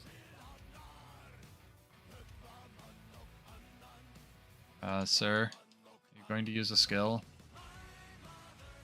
No? Okay. Well, that was a thing that happened. Maybe he was just, like, keeping an eye on our spawn and got too close. Didn't realize which way he was facing to auto-run. I don't know what that was about. I thought he might be hacking, but he's just, like, AFK or something. I feel kind of bad, but it's Maguma, so I don't. Well, who's the best 1v1 class? That's... right now... what game mode, yes? PvP or World vs. World? I'll say for World vs. World, it's probably Willbender or Harbinger. Thief's really good if you know what you're doing, but Thief is always really good if you know what you're doing. World vs. World. The thing with World vs. World is everything is so imbalanced because Celestial Gear exists and because you have all these other buffs like damage reduction food and stuff that you can run. I know that's not really an answer. The easiest one to learn will be Vindicator. I'll say that. Or Willbender. The hardest one to learn and the best. Willbender is crazy. Willbender is crazy because concentration exists in World vs. World where it doesn't exist in PvP. So all the boons that they nerf the duration for and balance for PvP, they can basically have just pulsing on them all the time. So if you ever get jumped by a Willbender, there's a good chance it'll have 25 might, it'll be pulsing Aegis on itself. It has a good heal now that they buffed the ever-living crap out of the Signet heal. The biggest... yeah, Demon Queen is just good. I can explain that in a sec. But the biggest the biggest downside that Willbender had, my friend was playing this a lot on release, is that it didn't really have a good heal skill. Like, the block skill that they get 2 charges of is cool, but if they run out of charges, or if, like, you don't hit them when the block is up, the damage will stick on a Willbender. But now that's not the case because they have, like, Relic of Speed and they can kite so well. And, like, a Parma super speed Willbender with, like, sword, greatsword, and, you know, heaven forbid in the future pistols or whatever they're going to do is, like, really strong. Harbinger is also really strong, like, just easy build you can make. Especially if you have, like, the exotic Selly starting gear. I don't know where you're at with your account progression, yes. But go grab, like, just... I think I still have a broken builds Harbinger on... or video on Harbinger. Somewhere on my channel. You can just go grab that and it hasn't changed. And just run that. Except now you can run whatever you want because you can use, like, other weapons and stuff. So, like, pistol torch. Demon Queen Relic seems strong against Sellies. Demon Queen Relic is going to be strong against everything, because the thing with Demon Queen is not the poison application that it gives, it's the reduced healing, which means kind of like what I was going to talk about with that Willbender thing, whether it's power damage or whether it's Condi damage, your damage is the damage you inflict is going to stick for longer, because a lot of this game's balance, especially right now where everything gets some kind of passive life regen, that's a form of damage mitigation, right? So when you're passively healing, if you can heal for less, or if, you know, you manage to snipe their heal skill with a poison application, Demon Queen is huge. I think it honestly should have one or the other effect, especially if it's only going to have a 1-second cooldown on poison application. I think it's way too good, but I also haven't tried it yet, so I don't really know. Yeah, the Thieves, and honestly, I think, like, Harbinger, it's going to be really good against, right? Because Harbinger doesn't have a lot of health, but basically if you don't kill a Harbinger in one set of burst skills, they can regen it all up really fast because that Blight trait is stupid. So I think it'll be really good for, like, power builds that CC a lot that normally have trouble getting their damage to stick in World versus World. I can't fit it into this build because Relic of the Warrior is way too good for Berserker, but I was looking at it if I wanted to try running. Yeah, obviously Spellbreaker. The thing with Spellbreaker, though, is it can also run Relic of the Warrior because it runs Discipline. Relic of the Warrior plus Discipline is just an insane combination because it lets you get both of your burst skills off every 2.5 seconds, or every 4 seconds. It's so... What the fuck? Okay. Cool, something died somewhere. Relic of the Warrior on any kind of warrior that isn't Bladesworn is so strong. And the only reason it's not strong on Bladesworn is Bladesworn doesn't run Discipline yet. And also really doesn't benefit from having lower weapon swap cooldowns, because you can basically just swap to... You basically have 2 ways to swap to Gunsaber whenever you want. You have your actual weapon swap, and then you can pull out Dragon Trigger, which also just chunks you into Gunsaber because the class is designed like a trash can. So... it is what it is. What class/spec do I main? For the past 1.5 years, I have mained Bladesworn, but before that, I mained the ever-loving crap out of Mirage, and you can see that in this breakdown, so take from this what you will. I don't know why this Necromancer... pretty much the first 5 years of the game, I played Necromancer, which is why that's up there. Right now, I'm really enjoying Condi Berserker. I tend to play the things that are bad, yes, because I find playing meta stuff is really boring. I'm more of a build crafter than anything else, because first and foremost, you have to understand this game is not balanced. Perfect balance, Cal said this a lot, is impossible, but, I mean, go look at my downstate video if you want an example of why this game is not balanced or how, right? Like, Ranger downstate is so far and away better, like, and not better, like, leagues better than everything else in the game, and that also affects everything in the game. So if they wanted to actually balance the game, they would deal with that first and then deal with everything else. But that's not the only reason. There's just so much stuff that makes this game impossible to balance, right? There's too many moving parts, and that's not a bad thing. It's just how it is. But I find... Does the meta change often? It depends on what game mode you're talking about. The meta for PvE is pretty much everything does a buttload of damage right now, and it's good. Everything's viable in some way. For PvP, it will... I'll talk about PvP last, I guess, a little bit. World versus World is balanced such that it's not balanced on little roamer engaging fights, right? So you can have things like Selly gear without drastically disrupting the game mode, because the game mode isn't balanced around like 1v1s between roamers. It's balanced around like Zerg v Zerg fights. That's why you see things like Arc Divider just getting nerfed over and over, right? Because they do so much damage in Zerg fights. And that has the byproduct of pissing all the warriors off, because it's like their one cool skill, right?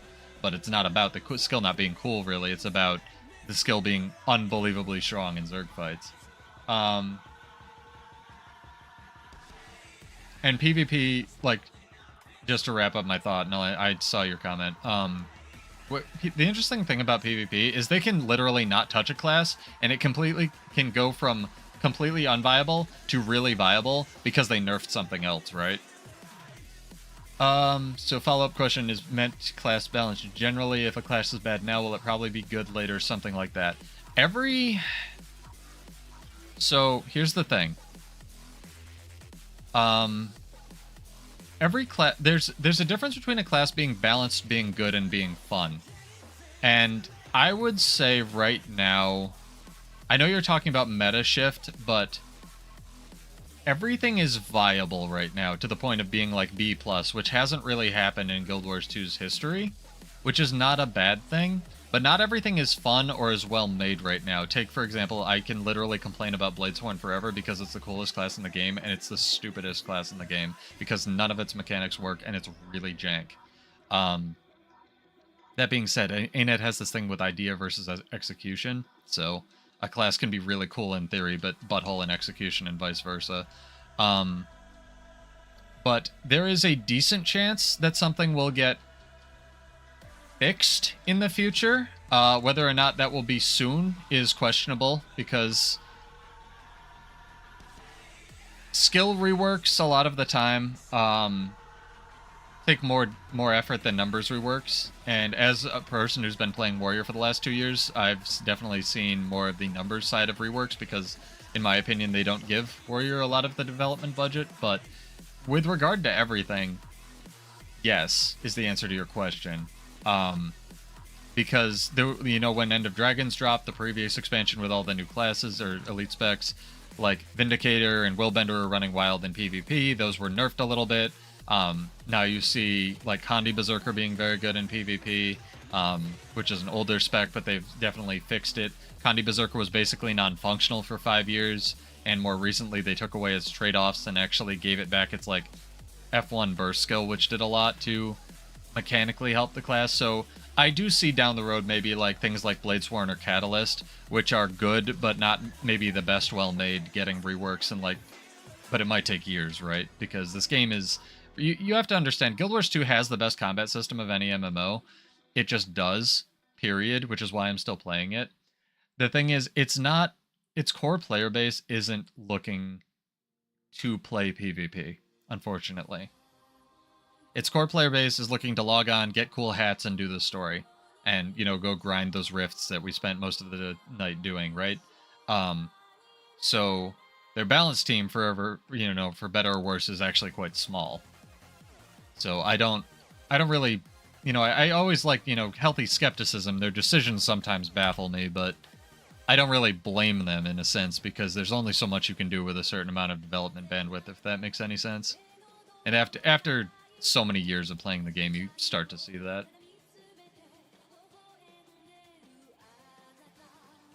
Where it's just like, yeah, I'm sure they'd love to have balance updates like every 2 weeks. That's impossible.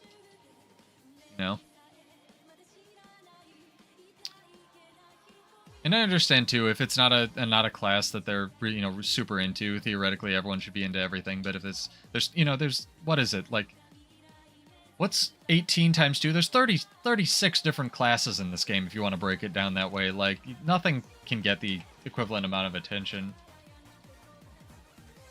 Right?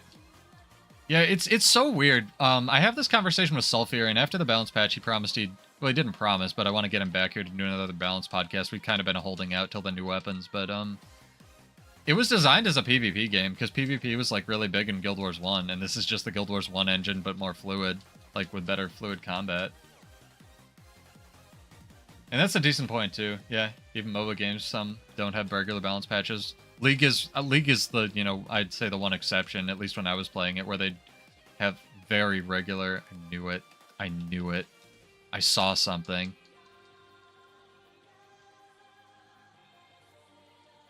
He's gonna burn off his cat eventually.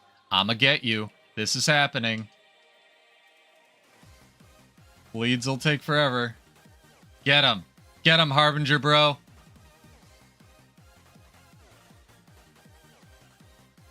Where'd he go? Did he die? I'm so confused. Okay. Harbinger fight time. 1v1, let's go. Let's make it happen. Come fight me? There he is. Dang, he's got a Firestalker hot on his tail.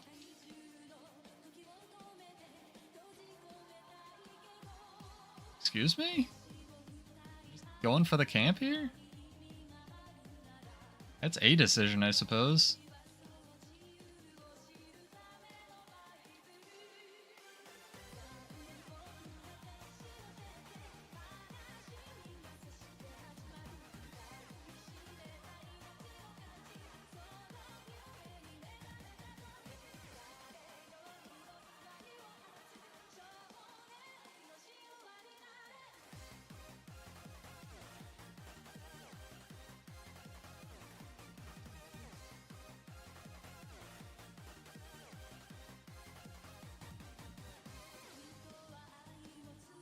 He doesn't know.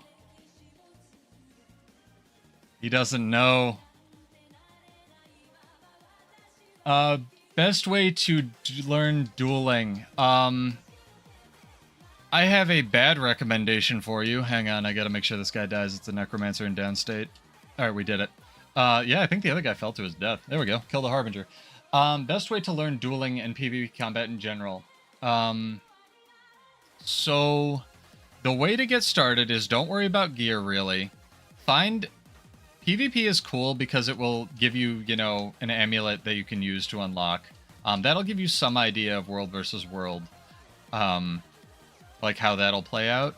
But my advice for learning dueling is... go into PvP, find a build you like, use it in open world a little bit.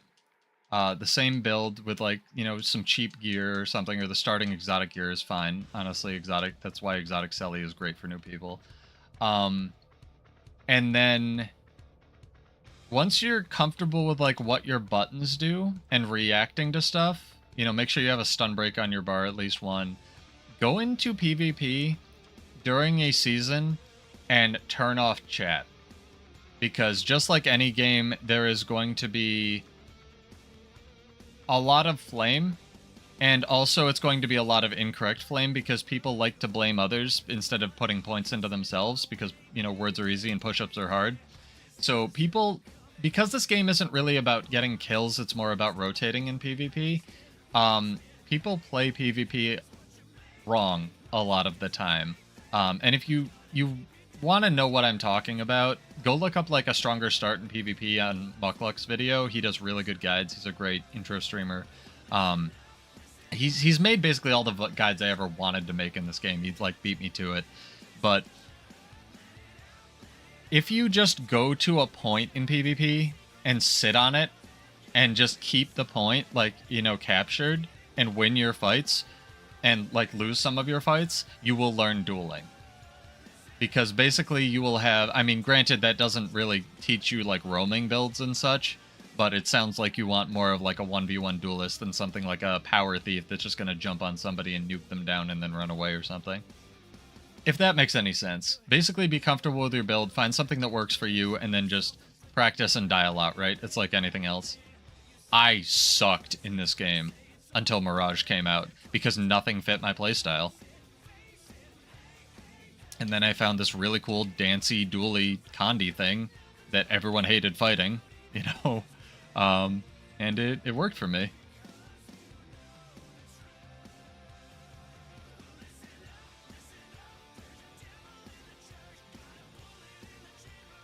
Isn't there a Doliac? Isn't Mirage extremely hard? No. Mirage is extremely easy. I would say Chronomancer is extremely hard.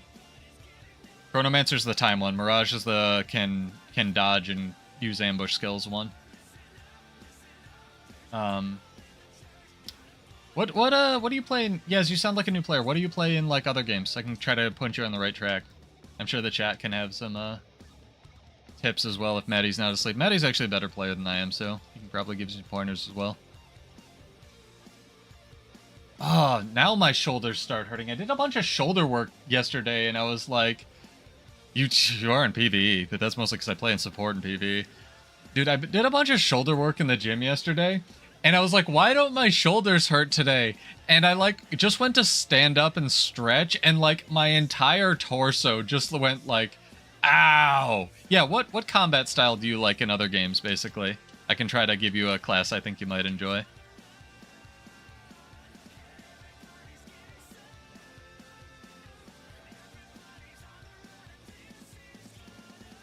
It's not painful, I just gotta make sure to drink a bunch of water so I'm okay tomorrow. I don't usually get sore, it's like a very interesting... What do I do for shoulder? Well... I can't do like bar squats, so I do like seated presses. I finally found a bench that's like the full length of my neck, or like goes up to the back of my head because I have back issues again, so I wanted something. So I do presses. I do this modified shrug thing. My friend sends me like new shoulder workouts every month. It's great right now. And then I do on off days, or if I'm just being lazy at my desk, I do like wide pull-ups because the chin-up bar I have is like super wide.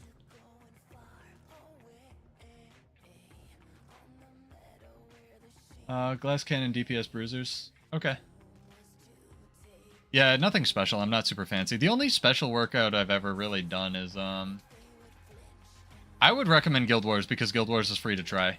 You won't get a lot of the elite specs, so if one sounds fun, look into the best way to buy it. But they did just mention that they're going to have a bunch of, Black Friday sales coming up, so don't buy it like today. You could definitely try Guild Wars 2 now and try some of the base classes. But Thief is good in this game. It's very fluid. Excuse me, sorry. Mesmer might be... I don't know. A lot of the Mesmers sound complicated but aren't. They're just kind of like complicated thieves. But I will say if you try Thief first, it's going to spoil you for all the other classes because all of they're basically balanced around them having very, very, very low cast time skills. So, yeah. I don't want to just say, like, he wants something to start with, man. I don't want to give him, like, Burst Chronomancer. He doesn't need to be making macros to chain up all his Continuum Split nuke skills. Ranger's a solid pick. Ranger is honestly a solid pick because you can build it either way. Yeah, I would say Ranger, and then look into the Soul Beast specialization because it will eliminate the need to control your pet and has some very strong skills on it and gives you a very, very customizable playstyle. You'll get that one if you buy the Heart of Thorns Path of Fire bundle. Yeah, well, not more recently. Historically, Zek's right. Yeah, I would give Ranger a shot. I think Soul Beast might be your thing if you want something more dually / something that can be built bursty. There are builds that can 100 to 0 you literally through downstate and PvP.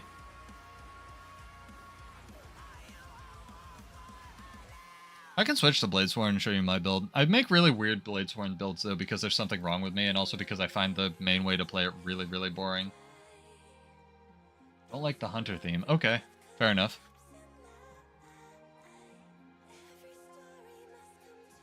I give Willbender. Willbender's a shot, but it doesn't have ranged options right now. Definitely try Thief. If Kashimo was here, Kashimo would actually have better answers for you, because... one of my viewers plays Spellbreaker, which is very dually. It's more of like, I think the Bunker 1v1 duel style that you want. It's got a lot of really good tools as far as like 1v1ers go. And then if you want something that's just gonna like jump on you and 100 to 0 you, Daredevil. Dude, I wish they made Bladesworn anything. It's so garbage that all the Grandmaster traits play exactly the same now. I hate that. They all have the same charge time. They don't have the same charge time, but they all use the same amount of flow. I don't want to just turn this into a Consudo complains about Bladesworn stream, because I could do that for literally 26 hours a day. 7 days a week. You guys know that. It had insane mobility. The skill is in the game. God, can't do it. Can't do it. Gotta rein myself back. I'm having fun with Berserker. Oh, God! One thing Berserker cannot do is 1v50, so we're gonna leave that alone for now. Yeah, if you have any specific questions, I can try to answer them. I do better with a direction than just what'll be good. Although I am enjoying this. Trying to think from the perspective of a person trying to get into this MMO or giving it more attention. Because the new player experience is so different from vets as well.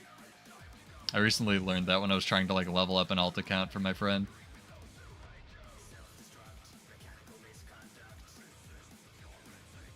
When do I stream usually? Oh, no worries. Radical, have a good night. Hope you enjoyed it.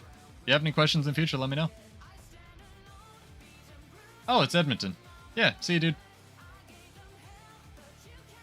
That may or may not be my Edmonton. If it is, shout out to him. If it's not, still shout out to that guy. When do I stream usually? Usually 9:30.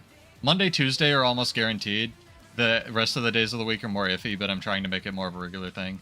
I'm trying to not make this into a job, though, because I really enjoy Guild Wars 2, and I feel like if I had to play it for money, I would hate it.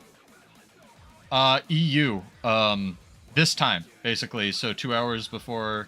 1 hour and 50 minutes before this is when I start. Although I did a bunch of morning streams today because we got a content release, which was pretty fun.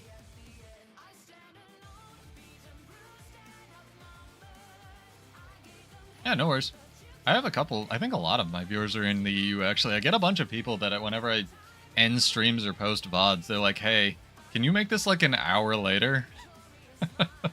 Like, no, I need to wake up. I don't know, I used to stream at like 6 in the morning my time and hit all the German thing. I think Kashima's Kashima's not EU. Abdu's in Egypt, Kashima's in Brazil. Daikaru is Canadian? Daikaru might be lurking, he can correct me, I don't know. A couple people occasionally hop in that are in the US, but I assume they have like families and jobs and stuff. So I'm happy to answer any like building questions and stuff or how to get started with gear. That's going to be my forte. I was trying to think of like guides that I could make that Mukluk hasn't already like obliterated out of the water. And I'm not really sure. I think the things that I make that do the best are just like me just talking about random crap, so maybe I'll do more of those when the balance patch comes out. I really want to do a collab with Crapface, though, on one of the weapons. I think that would be really funny. I don't know if there are any warrior weapons that are as bad as the two he already went over, but I think that would be really funny. Also, he needs a better name for his YouTube channel. That's just horrible. Horrible to say.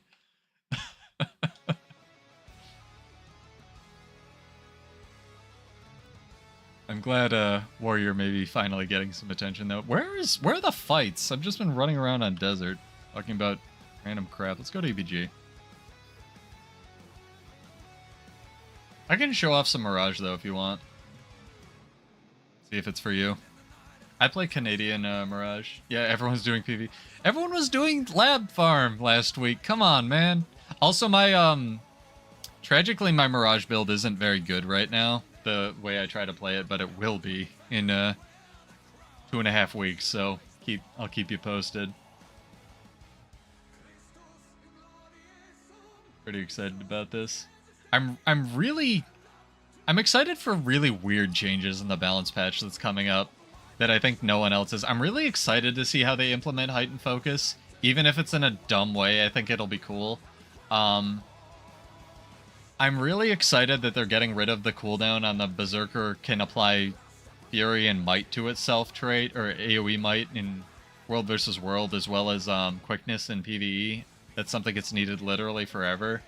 I don't know why they put an ICD on that to begin with. I'm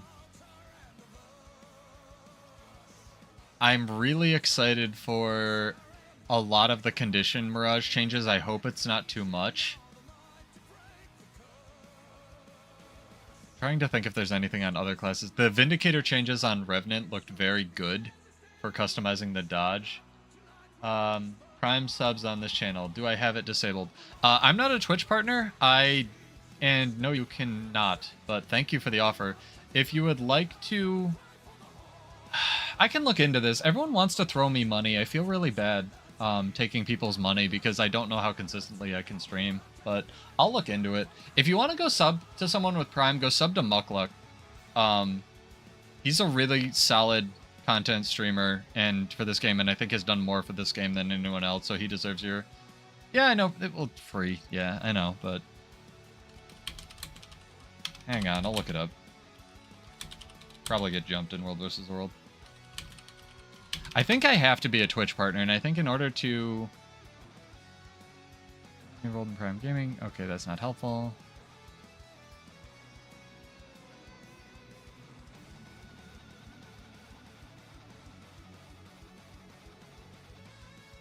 Yeah, I think I need to be partnered with Twitch. In order to be partnered with Twitch, I need to be bigger. And in order to be bigger, I need to have more people watching on Twitch. Which I don't have a problem with.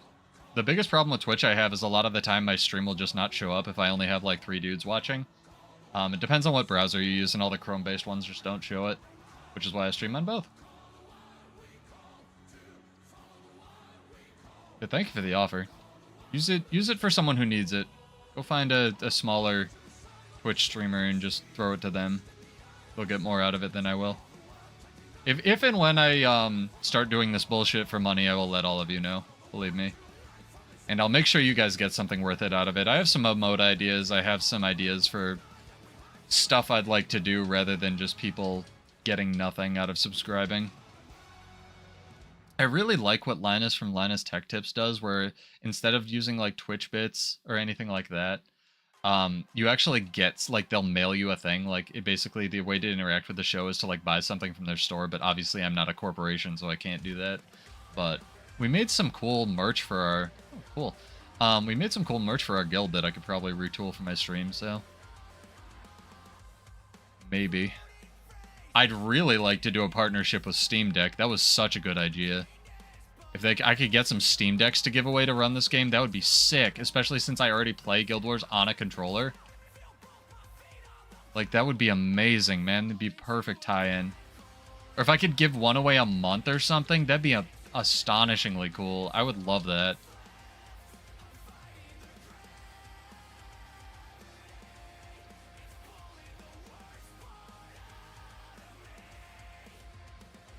What's going on down there? I saw a green guy. There he is.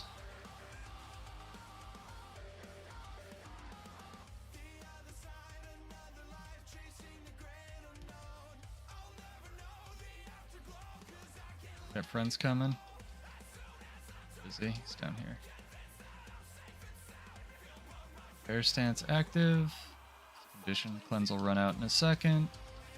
He's gonna jump down there and run away like a tiny baby. That's good. We're fighting Maguma, so this is kind of tricky.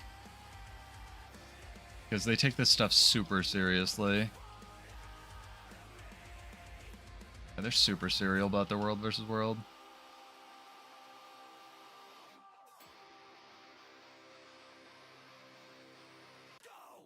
I do play with a controller. That's what's down in the bottom right. I have done pretty much all of the content in this game successfully on a controller. I find it's just how I learned, and I really enjoy it. I like Guild Wars 2. The reason I was looking for an MMO is I was hoping I could find one that I could map to a controller, and the reason I didn't go with something like WoW is A, it has a subscription, and I didn't want to pay for an addiction, or play a game that I felt like I had to play in order to play the game, and B, I wanted one I could hopefully map to a controller. Oh, that was really rude.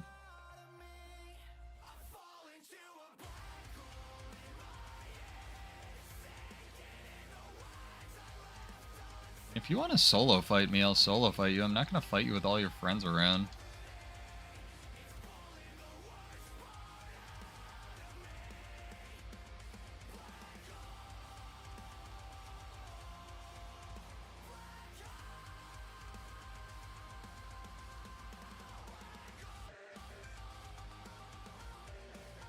Fuck, dude. Hey, you gonna fight me now that I have guards or what? Nope, they're gonna run away. I don't know if it's cool. It's definitely something, but thank you. I've successfully broken 5 elite controllers playing this game. My repair shop hates me.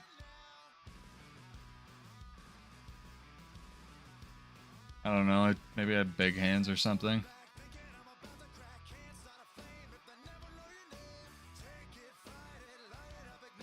Yeah, I really enjoy it. That's one of the reasons I really would like to be able to give away Steam Decks, because I had a Steam Deck for a nanosecond. This game runs great on it.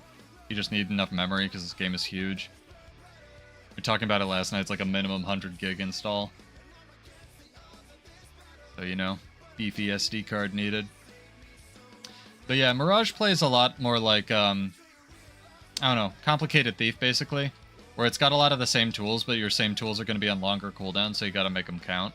So, like, your burst is going to be on a longer cooldown, but it's going to be a bigger burst. And as you can see, obviously, you summon, like, clones that can ambush and do stuff. I try to play, probably the worst version of Mirage, though. I play Condi Mirage. I don't play Power Burst Mirage. Power Burst Mirage or Power Burst Chronomancer will be much more effective. I just don't like playing like that. What is that going to? That was weird.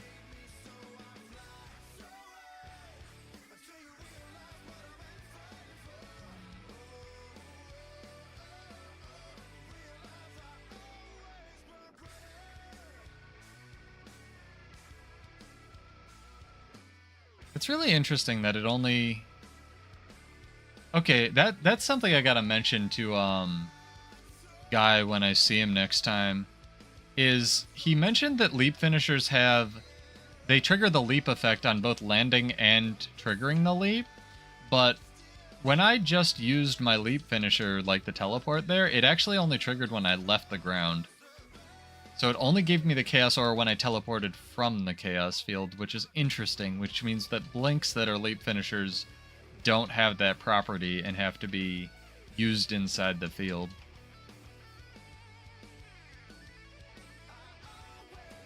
High level Guild Wars 2, useless knowledge.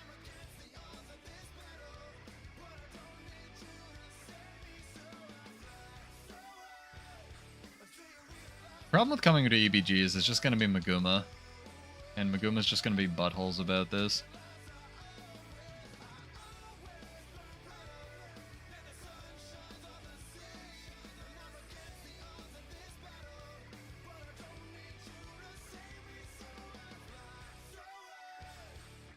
Pack Dolyak.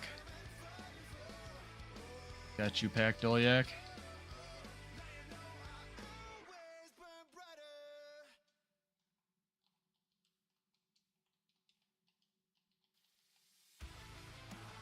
Probably take this camp, maybe stream a couple more events and then call it. Been a big streaming day. Been fun though.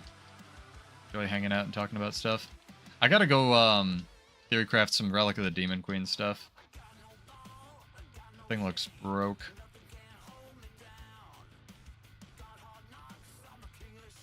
How many? How many people are gonna come try to kill me? Aha.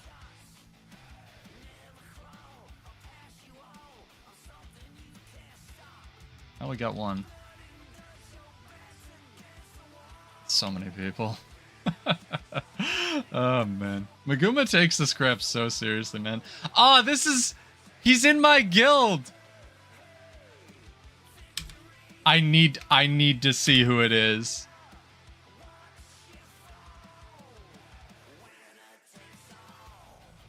Oh, man. I didn't know we had anyone in the guild in EBG. It was Zeus. Okay.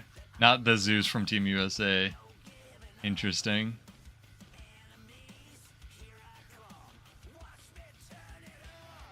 Oh, you have to. Dang. RSQ's playing the video game. Don't tell him I know.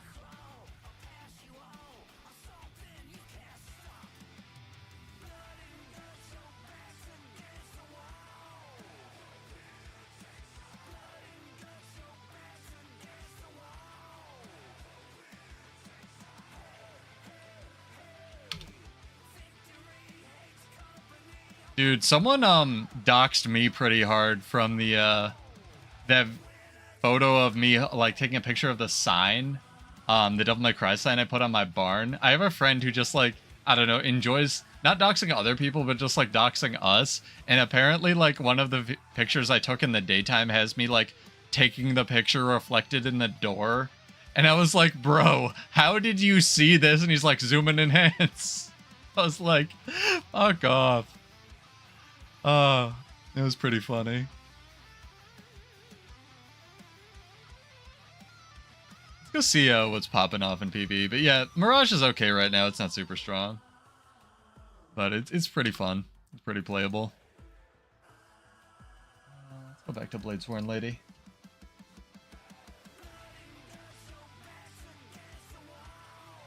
There are actually a lot of weapons in this patch. Excuse me, sorry. What did I get? Oh, I got a... I love that this counts. A weird little PvP daily. Also, I have another cold, by the way, that I realized I had yesterday, or like this morning when I was streaming. I don't know how. I think it's because my girlfriend works at a school and all the... Like, she's immune to all the kids getting her sick, and then, like, she'll come hang out with me and she'll get me sick, like, every single weekend. Love you, honey. Funny. Alright. Let's find something to do here for the last few minutes. I'm a little disappointed that the relic that this is kind of another issue, right? So there's that relic, I don't know which one it's look it up, I don't know. But it's one of the new ones that it heals you whenever you remove a condition. But it only heals for 200. And like this is a thing you need to remember. Healing for 200 when you remove a condition on a warrior is awful, right?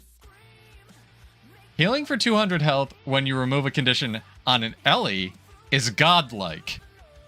So that's why some relics are kind of like worse on some classes than others, you know? It's definitely a thing. Dude, everyone's doing this Inner Neos meta. Isn't it like disabled or something? What I want to do is the Wizard's Tower, but I couldn't find any parties for it in the LFG. Maybe it's somewhere else.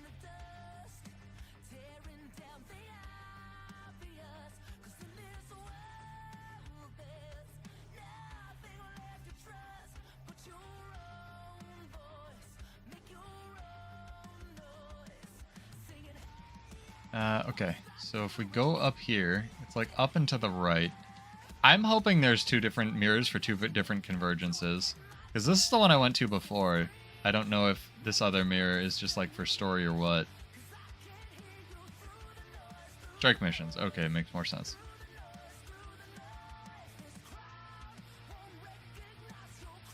Portal closes in 8 seconds. Public. Let's do it. Damn. We got into a public one, maybe. Portal closed in like 3 seconds. Might be good. So, Maddie, my girlfriend asked me about this. What does doxing stand for? I know what it is. What am I? My soul has been separated from my body? Did I come in dead?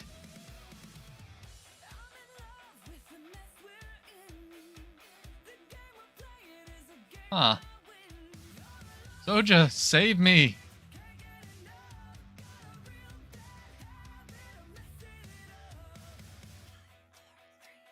Weird.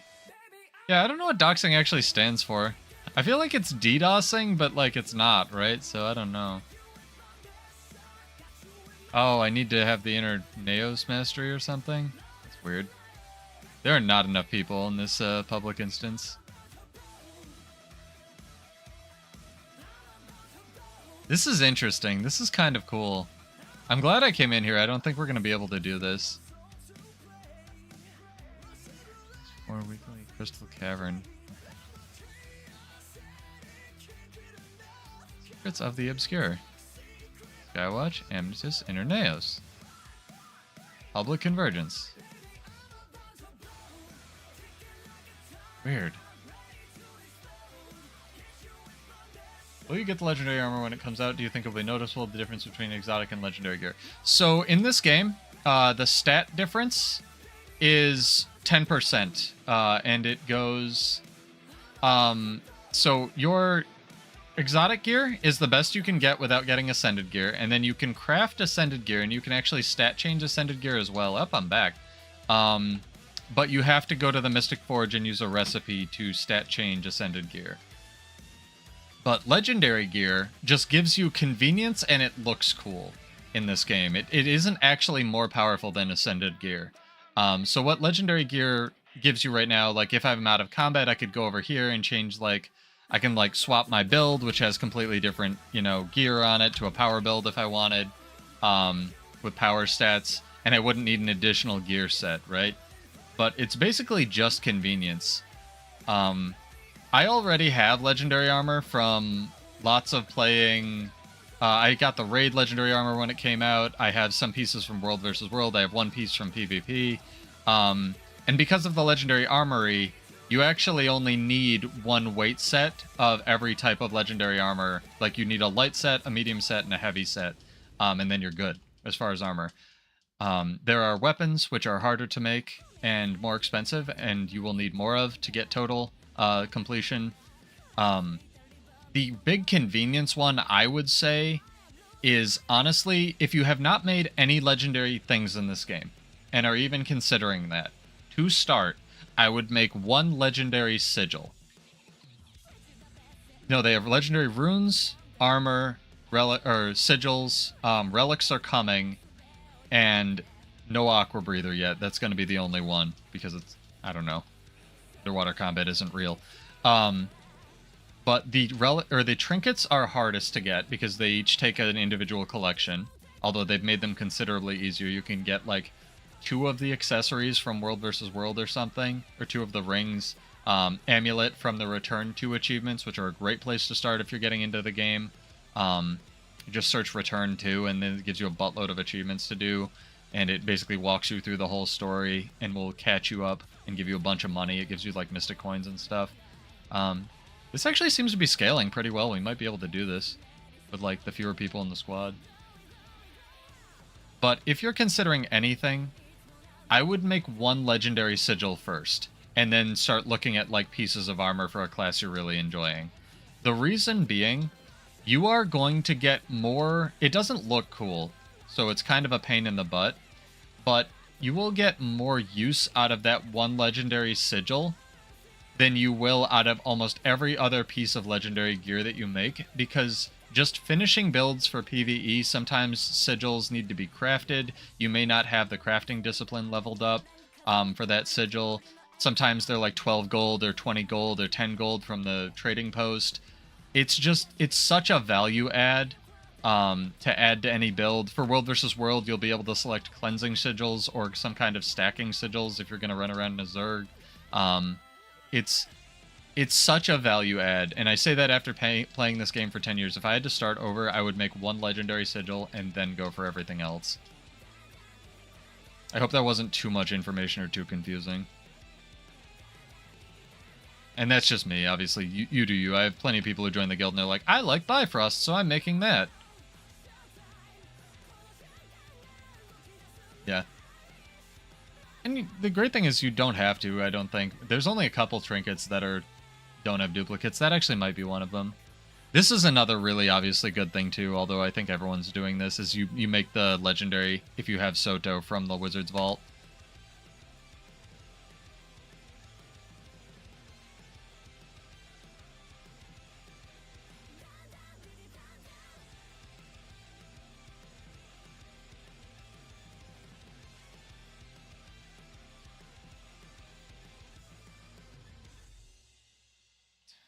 Don't be like you and craft 8 legendary sigils. I mean, I did too eventually, Maddie. It was a thing to do, so we did the thing to do. I also have them. Sweet underwater combat.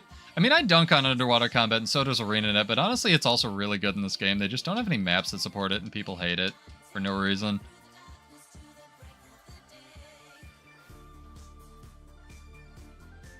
The fun one was when they said they were going to be compensating people. I made an extra, I think it was an extra rune or an extra sigil or something, and I got yeah, you have one keep, right? I made an extra, it was like rune or sigil or something, and I got one of those sweet selection boxes. And the cool thing about the rune and sigil selection boxes is they had that PvE or that PvP armor that's basically impossible to get because you need to win monthly tournaments to get the currency to make it. So I have like one piece of legendary, like unobtainable PvP armor. It's like a helmet or something.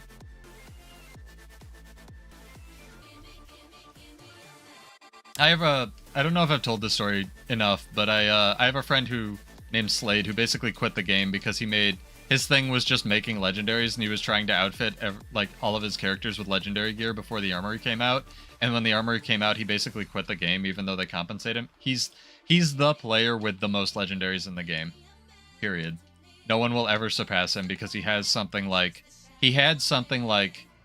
200 something.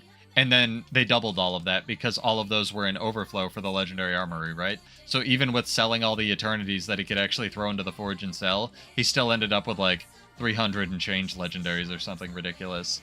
So, you know, way more than you could ever conceivably use. Like, you know, 8 swords of one, you know, 8 bolts, whatever it is. He was just like, well, I guess I won Guild Wars. I was like, I guess you did. This is not ABBA. This is a cover of ABBA, but thank you. This is a remix of a cover of ABBA, but I will keep an eye on it. The one that got me was like the Eurobeat remix of the I Need a Hero song from Footloose. That got DMCA'd to hell. It was so surprising. I was like, what in the world? I was like just playing Eurobeat that day or something, and I was like, what in the world is getting O? Probably owned by like Sony or something. Whoever published Footloose. I don't know. I wasn't alive. I can't remember. I probably was alive. Are we making progress on these like corner islands? Okay, there's a tag out there. Got it. I guess it is a Tuesday. All the normal people went to sleep. I should probably go to sleep after this. I really, really like this convergence thing.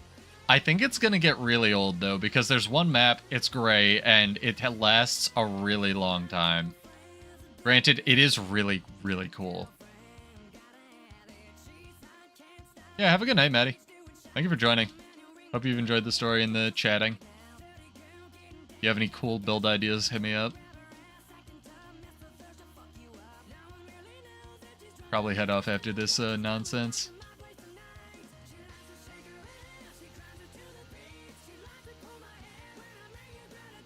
I will look into the sub thing. I think I can get subs on YouTube, but like I know that not compatible with Prime Gaming because tragically Google does not own Amazon yet.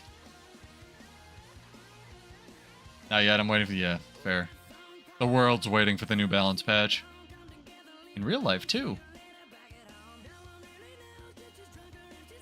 All right, get these guys. Dang, if they had patch notes for real life, that'd be the funniest thing. Fixed fall damage sleep bug. I might look that up. I think I saw that somewhere, like life's real life patch notes or something.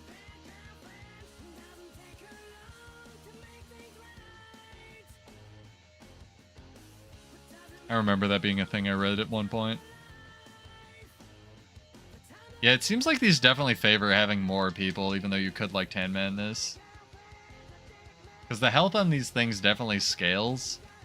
But like, there's a lot to do. Let me go to one of these islands here so I tag some stuff. I don't know if you get more loot or what.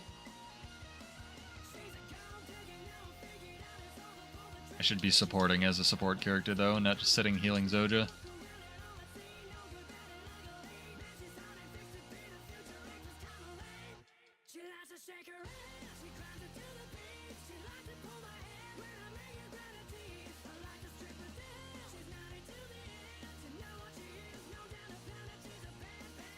I find it suspicious that my game sound won't turn on when I launch the game like this as well. I may have to launch it as administrator.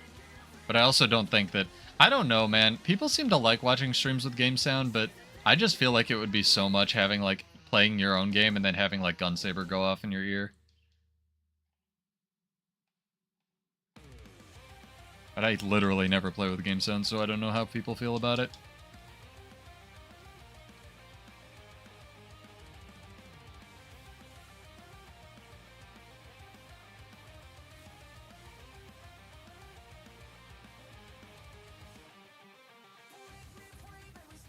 Over here, the general dude?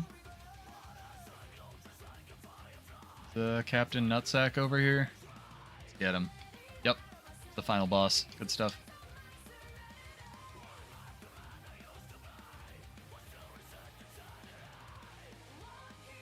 This final boss is beefy. I don't think we can organically heal Zoja anymore. Oh no, I can. Maybe it's after 50. You can't.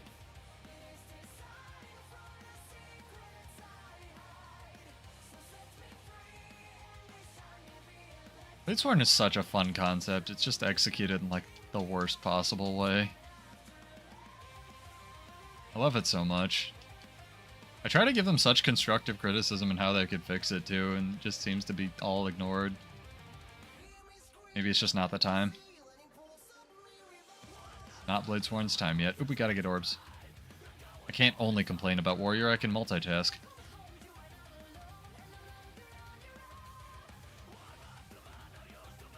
This also seems to be a pretty bug-free release. Granted, it was only 3 maps, but still pretty dope. Let's banner some people here.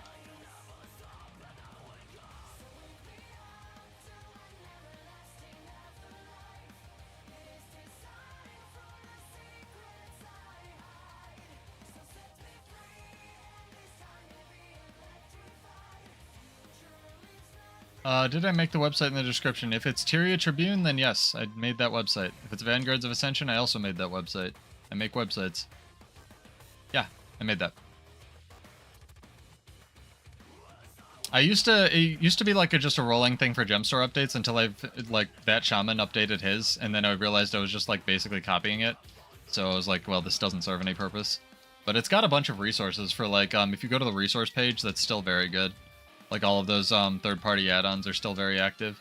So if you need to know where to get a piece of gear or whatever. Very solid. Thank you! Always nice to know that I do an okay job. Yeah, I try. It's a thing. I've realized that a lot of the tools to make websites through my, I don't know, 6 years of doing that are inaccurate for testing, so I just bought a bunch of different shaped monitors of different resolutions, and I just go through and test them all whenever I finish a website to make sure it actually stretches or loads a little bit. So my real setup looks kind of weird, but it's pretty fun. Yeah, I was trying to... The website I've always wanted to make for this game, and I don't know how I would do it, because it would require... Unfortunately, there, you know, for better or worse, there's good actors and there's bad actors for there, and most of the people using your service aren't going to create you work, right?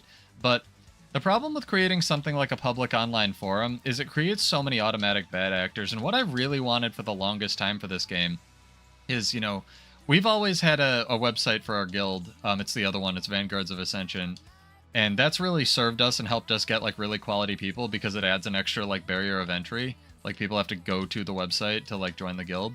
But I wanted kind of to make, like, Facebook for guilds and just call it guildwars2lfg.com. I actually own the domain guildwars2lfg.com because someone owns gw2lfg.com and literally won't sell it to me, even though they're not doing anything with it. And I thought it will be. Coding, programming, and website design are all very different things, though. I don't want to be that guy, but I'm going to be that guy and say that. But there's, if you're interested in ChatGPT for independent creators, for just, like, making stuff, like, easy stuff, they just announced a bunch of tools that will make that a lot easier. And I know you probably hear that a lot, but essentially what it's going to do is it's going to, in very layman's terms, from what I understand, put a lot of the, like, you can basically be like, okay, build me a website. And then, like, website GPT will build you a website. And you can be like, okay, I want to use this GPT plugin to help me stylize the website, right? So you can then go to that. If you're looking to just make a website, though, just use Wix. Like, Wix is amazing. And if you get one of their sales, it's super affordable. You're going to pay almost as much in hosting fees as if you just, like, independently host a coded website than if you just use a Wix builder. Like, I use a lot of CMS. They're called content managing systems for work and stuff. Wix is by far the best one I've ever used, and it's super easy. So if you just want to, like, make a thing, just look that up, and it's free to try. Wix.com. Just Wix.com. Go there, free to try, best builder. You can code in it if you want, but you can also just use it like MS Paint and put stuff like where you want it and test it out. And you too can realize that making websites is a bitch load of work and not as easy as people think. Sorry. Just something I deal with a lot for work. They're like, oh, just code a website. I'm like, bruh. One web page will take us 2 weeks to finish.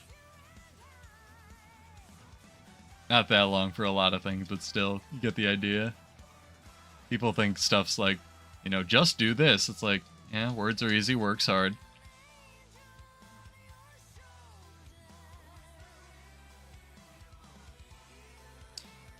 GPT is gonna both change and not change the world. We've always had AI, but now it's being aggressively pursued and applied to a lot of tools, so we'll see where we end up with that. I'm actively holding off on going back for grad school because I don't know what, you know, professions are going to exist in 10 years. So just got undergrad, finally paid off after like 8 years out of it, and then I'm just gonna work on the house. Play Guild Wars. Teach myself how to draw. We have a couple people who draw that hang out in chat occasionally. Kashima's really talented. I wish I was talented. Do I use what often, Wix or GPT? Or like a large language model? ChatGPT, I don't personally, because I haven't found a way to integrate it into my workflow. Things I use more is like because I'm a graphic, you know, part of my job is doing front end design and stuff. I use things like Midjourney a lot more, and Stable Diffusion, which are image generators. So I find those like pretty useful for like what I do, because I can be like, hey, generate me a, you know, a cute little image of this cat. We're gonna lose this. This is gonna suck. Doja has revived our fallen allies. Thank God. Now draw me a cat logo. And it'll do that. I always worry on like what the data sets that it's being trained on. And they can try to restrict it as much as they want, and they can put all these things in place. But the reality is the most effective language models will just be trained on whatever. And the only people that will be the ones that are able to fight that will be people like Facebook with astronomical amounts of money, or Reddit that can just say they're going to restrict access. So without like getting, you know, losing all of the business in the world. So how original work attributions are going to work in the future, I'm very worried about. It might be the one actually useful use of NFTs and some of the technology that started with that bullshit. Where if, say, you made an, you know, you drew an image, you could hard code some kind of QR code or identifying mark into it so that if it was trained on an AI, it would tell you.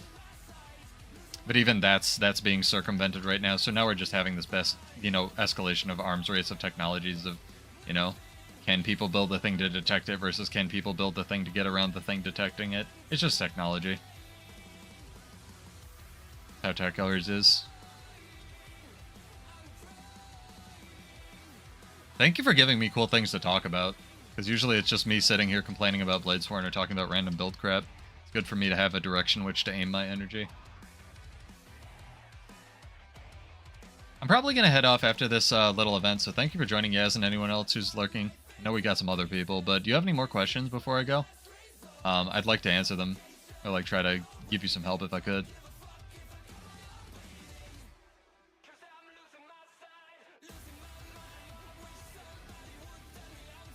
Yeah, no worries, dude. Have a great night or evening or morning or whatever it is there. Appreciate you joining. Trying to do more of these, be more consistent with it. See you, dude. Peace out. I do have follows enabled. You could do that. See when I go live. See if my schedule works for you. I'll look into the sub thing.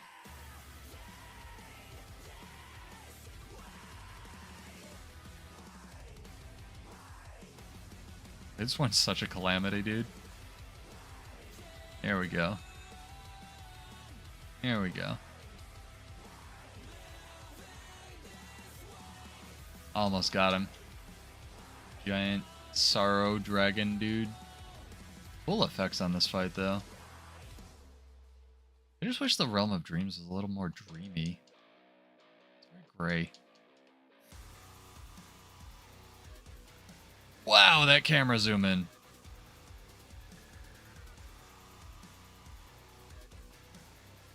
There we go. I guess that just auto loots from space. Cool. Well, that was a thing that happened. Completion time. Oh, it gives you a completion time. That's actually pretty cool. I didn't realize that. There's a, you can't see it. There's a completion time over in the top right, so people will be able to complete for like the fastest convergence time. That's actually kind of dope. But yeah, that was a lot of fun. Thank you for hanging out, everybody. Hope you're enjoying the new content. Definitely have some build videos coming up if and when the balance patch drops. I am Build Wars. I am SotO. This is Build Wars 2. I hope you enjoyed your Guild Wars 2 play today and hanging out with us. If you have any questions, drop them in the VOD or hit me up on a stream. I stream 9:30 Eastern, so that's 2.5 hours after Guild Wars 2 reset. Gonna be going forward, definitely Monday and Tuesday, but we'll see if we can hit every weekday. Don't know if that's feasible. But yeah, cheers. I hope you have a wonderful night or morning, whatever it is there, and I will see you in Tyria. Peace.